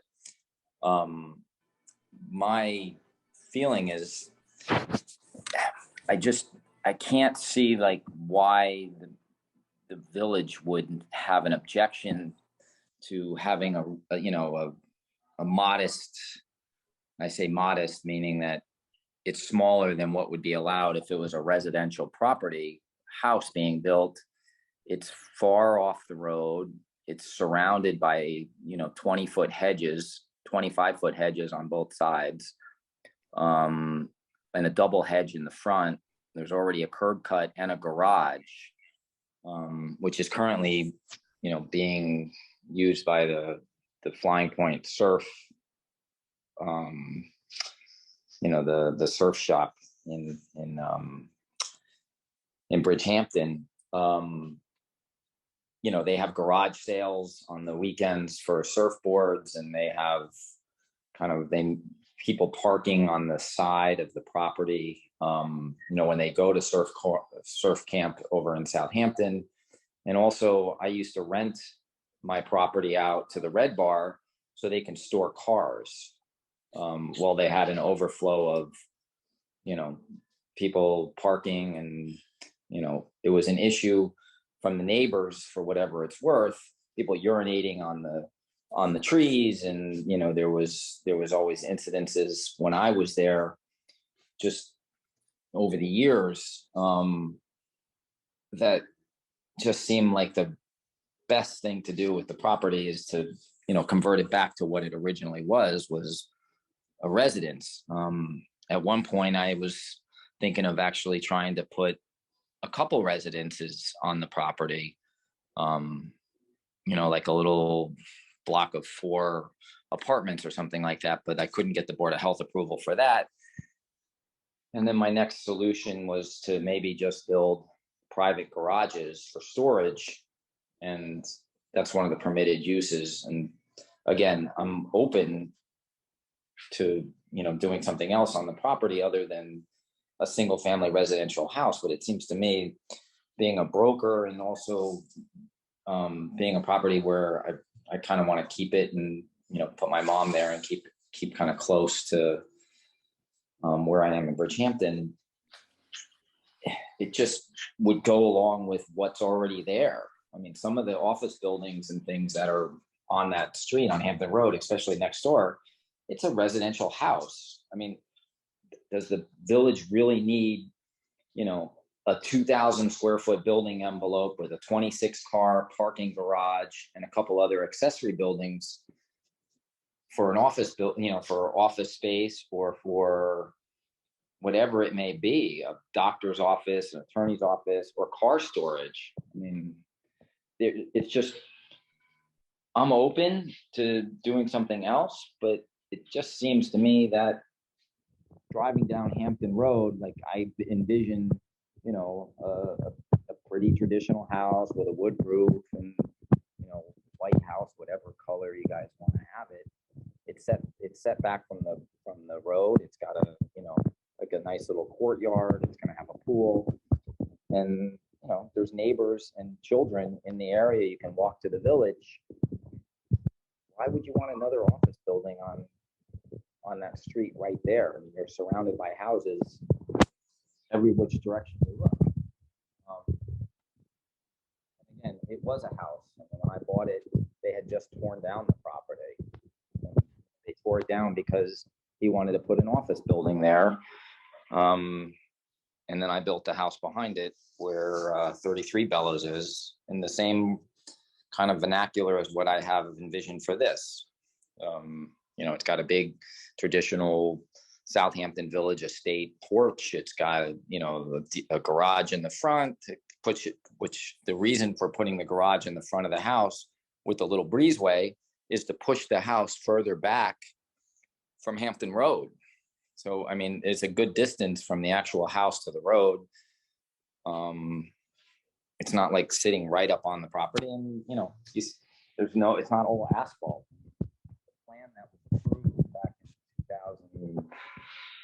2008 or whatever it was, it was basically a 26 parking space garage with a little buffer in the back, right up on the road. It just, I mean, how much more asphalt do you need? I mean, it's far enough away from the village where it is residential around there, in my opinion. Again, it's not something that I think would hurt the village to have a pretty house in the village where you can walk to town, and, you know, you just go up Old Town Road and you can kind of bike to the beach. You know, Bellows is right there. It is a residential area, and it was a residential house just as I purchased it, and they tore it down because he wanted to put an office building there with, again, 26 parking spaces plus parking in the front. I mean, if you don't want a house there, what do you want there? Because if you're saying you want to have an office building, or I wouldn't do an office building, I would do car storage. And, you know, do you really want a bunch of cars on Main Street, you know, storing cars and stuff? I don't know what you guys have in mind for what the best interest of the village is. But I would think that if I surveyed, and I'm happy to do it, I'll walk up and down the street and ask all the neighbors of the surrounding property what they would prefer, or what, you know, it's far enough away from the village district, I think, where all the shops and Golden Pear and, you know, the restaurants are, that it kind of feels like a residential part. It's 1,000 feet from Old Town Road. Anyway, I get the predicament, but it was a residential house prior to, you know, me purchasing it. And, you know, just because the guy sold it and he went through the process, I just want to bring it back to what it was. And I'm happy to change the design if you don't like the house that I designed. But even if it was residential, I'm building a smaller house than what was allowed under the residential code. So I was trying to stay, you know, well within everything. If the neighbor in the back doesn't want 15 feet back from the property for a pool house, okay, I'll keep it 20. It doesn't matter. I still think that the best use of the property is to be residential. And maybe the board should take a few minutes and go over to the property and see. I mean, it's completely hedged out. I've got a double row of hedge on the front. I've added a row of hedge in the back for the neighbor, and then I would do additional landscaping. So it just, I think you're really not even going to see much of the house except from, you know, from the driveway from Hampton Road anyway. You know, and Okay, also well, I'll encourage all board members to visit the property themselves. And why don't we adjourn it for all purposes, and, you know, we'll continue the discussion. Does that work for you? it's not about, I'm not opposed to adjourning it. I mean, we've had 3 adjournments already, and it seems like I just keep It's hard to getting hear. put back. We mean, if have you wanna not go heard and look this at it. application until now. Okay, so look, if you guys. Wait, I like it on the record that this is the first time we've heard the proposal. Well, I understand that, but I made the application, and, you know, it was late in the evening, and then, you know, then they came back and they wanted me to change it because something wasn't right. And I'm happy to have, if you guys feel like, if the board feels like you need to go and look at the property to make an evaluation to see whether it's in the best interest of, you know, Southampton Village, that seems reasonable. But everybody, all the board members are in the village. You pass it every day. It's basically a vacant lot, and in the summer we just park cars on it. I mean, between Flying Point and then Red Bar, I mean, I have pictures of in the summer where there's garage sales on the property. I mean, anything is better, I would think, than that. And there's still the garage that was there originally with the house. I mean, it's a cute little garage. It's, it's got a little asphalt roof, and it's a 2-car garage. It's still there. It's just being utilized as a surf shop. I mean, we'll go either way. I thought you may want us to adjourn it for all purposes. If you want us to close it, we can do that, but my recommendation would be to adjourn it for all purposes. Yeah, I would like to request adjournment. I would definitely look into more data. Maybe with the help of Alex, we'll look for the long-term plans and the village put together. And we'll probably, be a little bit more comprehensive in that aspect so I can present concrete data to the board next time. Okay, so let me motion to adjourn case number 3127 Hampton Village LLC, 220 Hampton Road for all purposes. Can I have a second? Second. And then all in favor? Aye. Aye. Okay, thank you. We're going to meet again in 2 weeks. So thank you to everybody. Thank you very much. Thank you, Lucy. So we'll go on to our first of 2 new cases, which is case number 3128. Juan Romero and Andrea Grimaldo, 63 Armand Street. I know we have to close out this, but let's, Antoinette, see if we can let the applicants. Just 1 second. Yeah. I'm trying to close out Sue's screen. I understand. Lucy, leave the meeting. No. I am doing it. It's just the for some reason her screen isn't going off. Let me try it another way, guys. Okay, there we go. Okay, and I have a Mr. McNeil in the audience. Would that be the right person, Chair? I believe that's the architect in this case. Okay, great. I'm going to bring him in.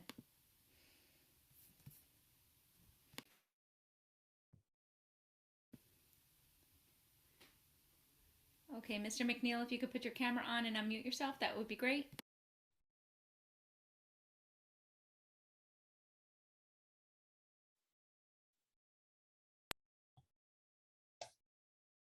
Mr. McNeil, if you could put your camera on and unmute yourself, that would be great.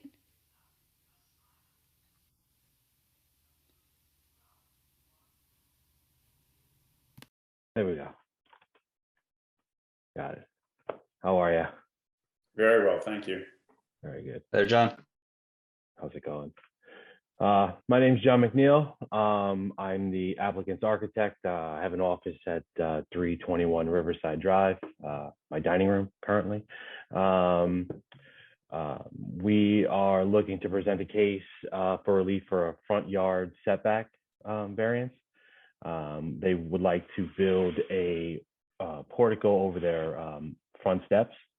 So they're looking to get a 4.9 foot relief from a 25 foot front yard setback to 20.1 feet. Do I share my screen or do you guys put up the drawings? You share your screen if you would. Okay. Mr. McNeil, this plan that you're going to show was approved by the ARB recently? It has not been. I was told to go to ZBA first. No, wait a minute. Didn't we send it to the ARB? No, that's the other one. That's Herrick Road. Oh, I'm sorry. I'm trying to find the. Oh. I think that's right. Okay. Okay. So the front of the house where you enter is along Armand Street here. The existing. John, there's a delay. We don't see it yet. Oh, okay. I'll wait a second. Tell you when we see it. Okay.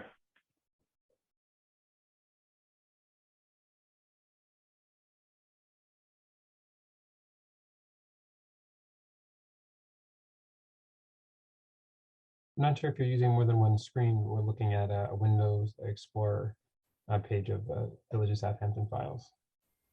I skipped that. The PDF should open up soon. Okay. I'm in Acrobat at the moment.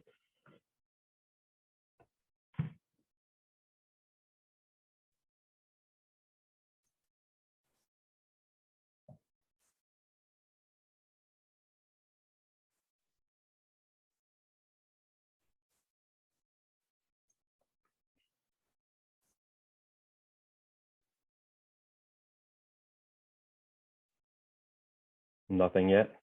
No, you might have to try something again. We haven't waited this long for anything. Let me try closing everything out and opening it back up again. I apologize for that. If it's helpful, I also do have it up on my screen. Do you want us to try that, Alex? John, see if we can do it from our end? I'm fine with that. I can walk through the visual. It's only 3-page set, so it should be pretty quick to go through. Alex, do you think you can screen share that? Yeah, I just need the other participant to stop screen sharing. Okay.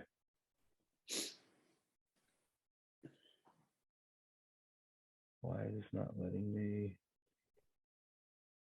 I can shut it down. 1 second. You have Yes, to please. open, Then share it.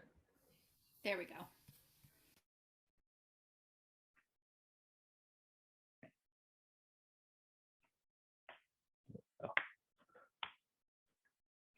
Can the board see this?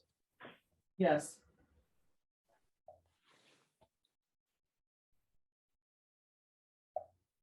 Okay. Yeah, so as I was saying, my client is looking to put a portico over their existing front stoop. The setback requirement is 25 feet. The existing house, stoop, and that are currently in the setback, which is, again, triggering this variance. So basically just kept the footprint of the top of the stoop, and the setback was 20.1 feet. So that's the variance that we're looking to get approved.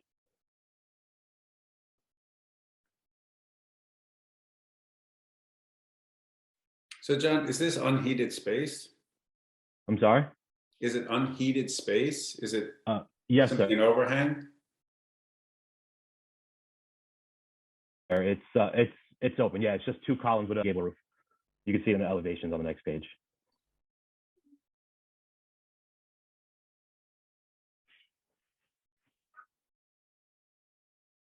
Okay, so it's basically a landing before you walk in the house. Yes, they're just looking for protection from the rain, when. So the landing exists already, right? Yes, ma'am.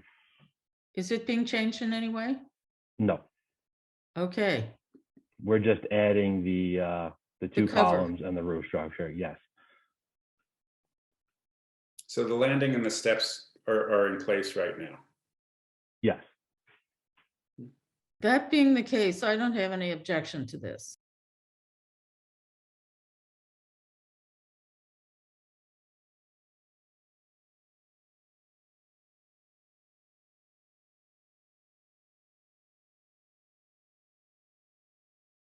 Do any other board members have any questions or comments?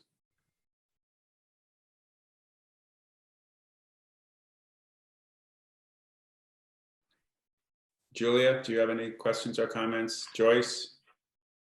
No, it seemed very straightforward request, I think. Yeah, you're not actually, we're not adding even GFA, John, it seems like. No, sir. This is all. Luke, do you have anything? No. Okay, so I'll motion to close this for all purposes and for decision. Do I have a second? Second, Second. And then all in favor? aye. Aye. Aye. Aye. Thank you, John. Thank you. Have a great night. You too.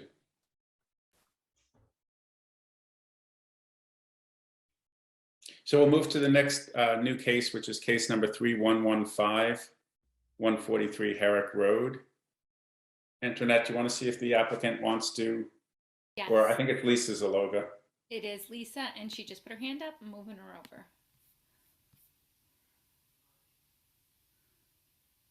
Okay, Lisa, if you could put your camera on once you get in and unmute yourself, that would be great.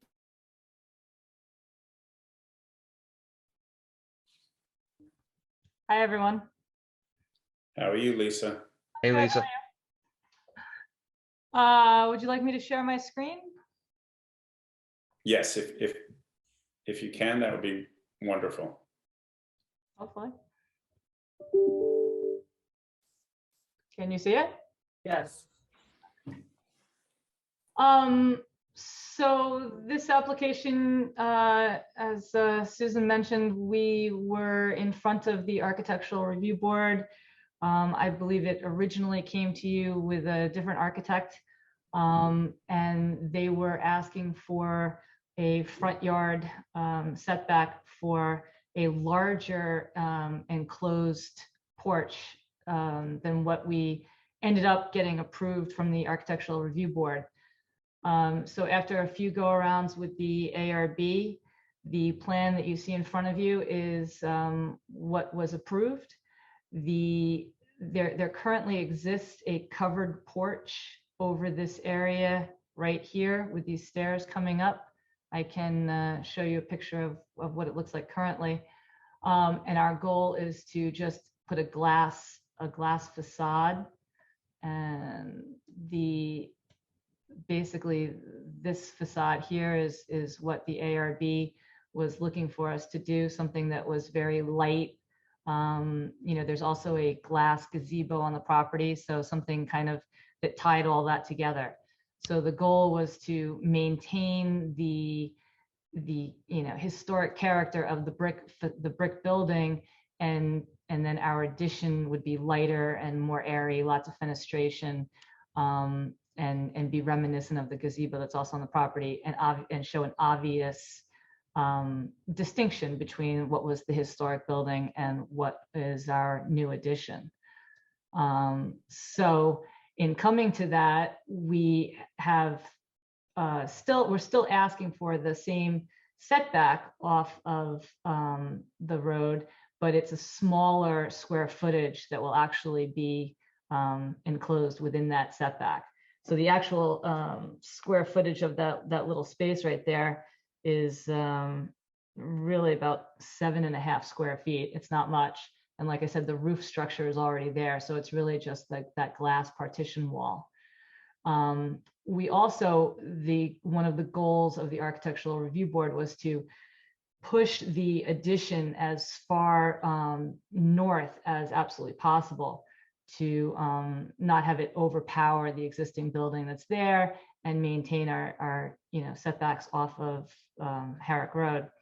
So in doing that, we reconfigured the interior a couple of times, and we lined it up with this existing tower that is here. So in doing that, the 15-foot setback, it's slightly diagonal to the property line. It's about 14'4" at this point here, and about 14'8" at this point here. So it's a total of about 10 square feet of space. It's really the wall more than anything else. And some of it's actually behind this tower. So it's less than a foot of relief on this side, and 2 feet of relief off the street. And just so you can kind of get a feel for that, that is what we're talking about, this little smidgen of glass wall right here. And then on the back side of this, which is in line with this current tower that's there. If you have any questions. Do any board members have any questions or concerns? This is just so that you know, this is the tower that I'm referring to, and there currently exists a patio here with a 3-foot high brick wall, and that's where our addition will be located.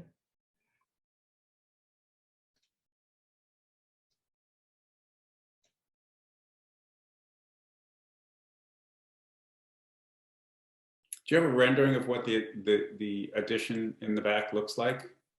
I don't have a rendering of the back. I can show you the elevation.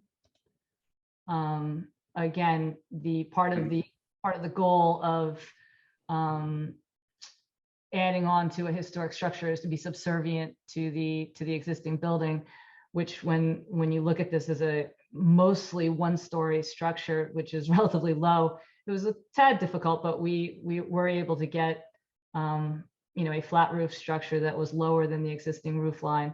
And as I said, this wall here and a 3-foot wall currently exists, and that's an open patio, as you can see here. So it's really in line with that open patio that's there, and part of it is behind this tower, but that's the north facade.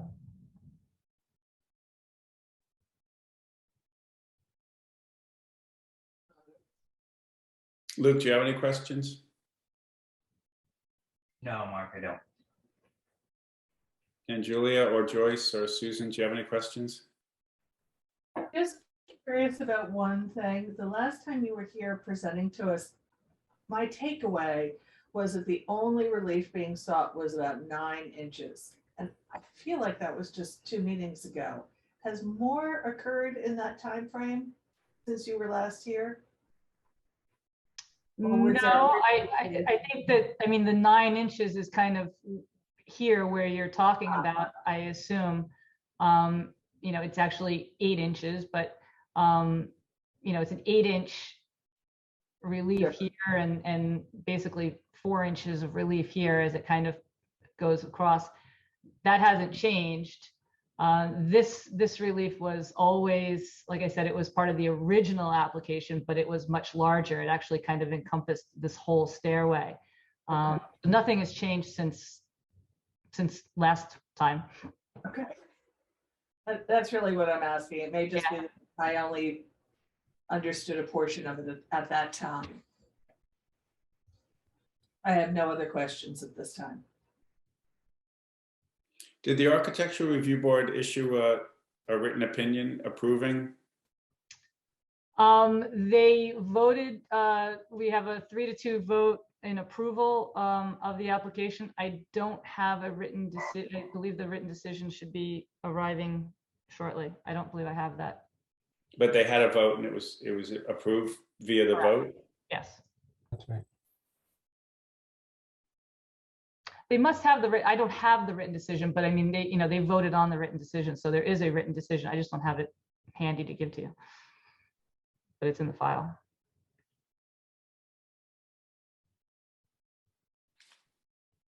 Chair, I do have an Emma Keller's hand up as well.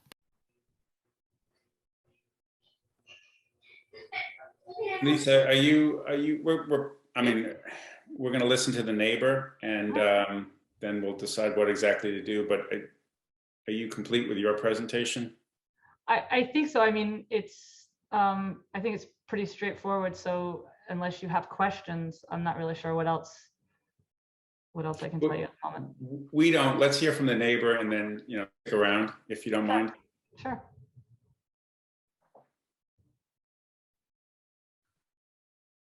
Okay, Antoinette, can you let, I'm sorry, what was her name? Emma? Emma, I just took out Lisa and I'm putting Emma in right now. Thank you. Okay. Emma, if you can unmute yourself and put your camera on, that would be great. On camera. Oh, I just took myself out again. Hang on. Okay, hi. How are you? So I'm Emma Keller and this is my husband, Bill, and we live to the north of 143 Herrick. So it was interesting to hear that the ARB wanted them to push the structure further north because the more north it comes, the more it impacts us. And if you looked at some of those photographs and you saw the fence that was just to the left as you face the new construction, that's our fence. And so that big glass wall that's going to enclose the patio is going to overlook directly where our yard is. And I guess, as it stands, they're asking for not very much give in the setback, but for us, every inch literally counts because it's quite an imposing piece of glass or pieces of glass with a lack of light and privacy that we'll lose from it anyway. So I just, you know, we are the only people who will be impacted by this, but we will definitely be impacted by it. And we just wanted you to know that.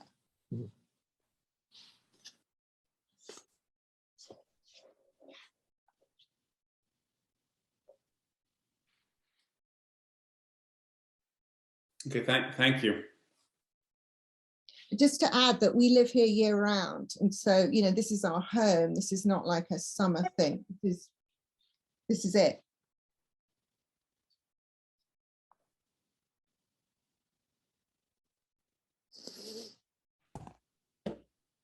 Yeah, thank you very much for your comments. Antoinette, do you want to see if Lisa can, if we can let I can do that. Her hand is up. Did you want me to take out the Kellers, or what would you like? if you don't mind? Yes, thank you.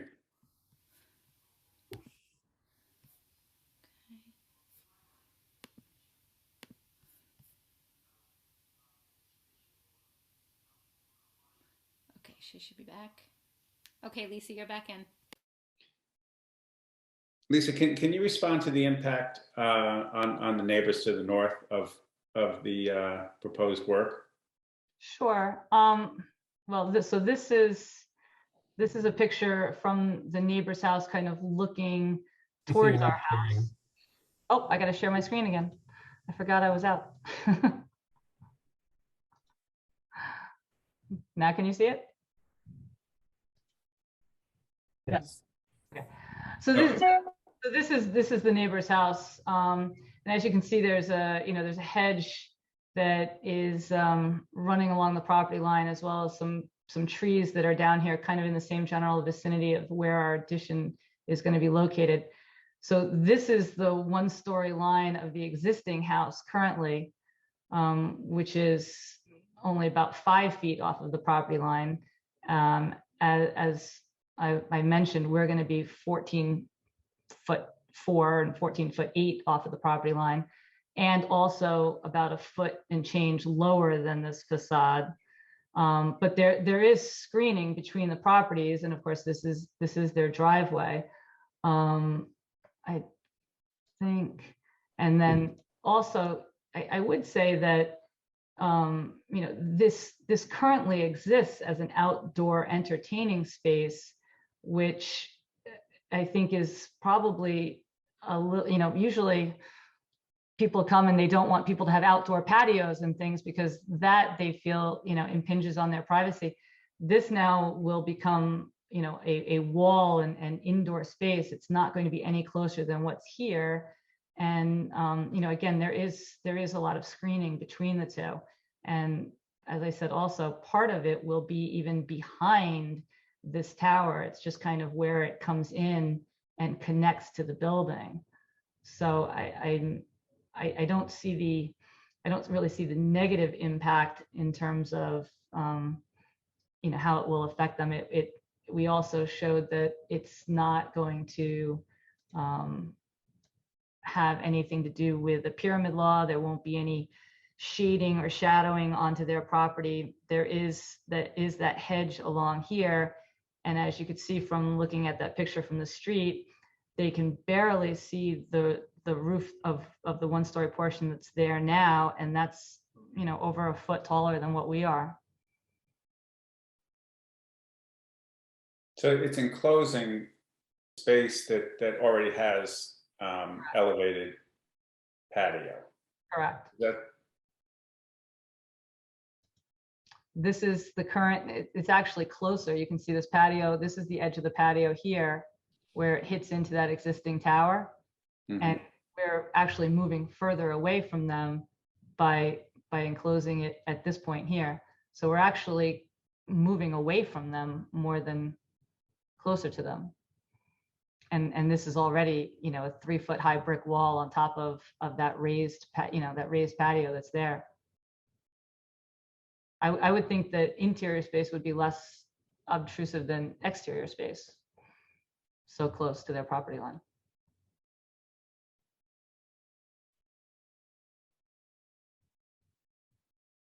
Chair, I do have the Keller's hands back up as well.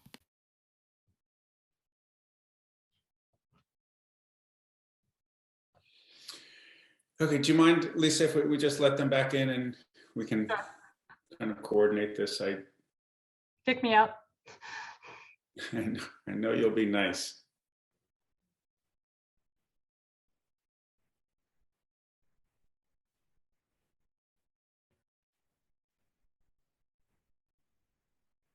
Hey, Emma, you're back in. Hi. Just to say that the picture that you saw from our driveway is slightly misleading because you're not actually in front of the hedge where you're going to see the construction. It's on the other side of that fence. So it doesn't give you an accurate idea of what the impact will be, if that makes sense to you. And I think our concern is it's not to say that it's an existing patio, you know, and now we're just going to enclose it is slightly disingenuous because it's going to be enclosed and lit. You know, it's not going to be just an open air patio. It's going to be a big family room with lighting and stuff like that. And we're just, you know, we're just concerned about the impact that will have on us because we are so close. That's really it. Okay, thank you.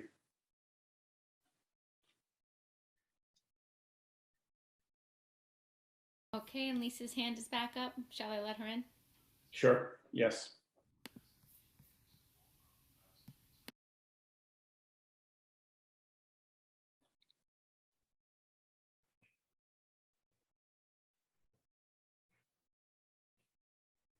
Lisa, do you want to, we can motion to close this for all purposes if you'd like. Sure, that would be great. I just so perhaps would help the neighbor that room is that it's not actually open to the family room. That's actually a stairwell. So just so that she may not be concerned about that also. It's not really a, you know, an activity place. It's actually in the stairwell. So it's not really, just so that maybe that helps her concerns a few. But yes, if you could close it, that would be great. Okay, so let me motion to close for all purposes case number 3115-143 Herrick Road. Can I have a second? Second. And then all in favor? Aye. Aye. Aye. Thank you, Julia. Okay, thank you, Lisa. Bye. I think that's all we have, Antoinette. Did I miss anything? Or Jeff, did I miss anything? I don't have anybody's hand up over here. Okay, so I'll motion to close the public hearing for February 24th. Can I have a second? Second. And all in favor? Aye. Aye.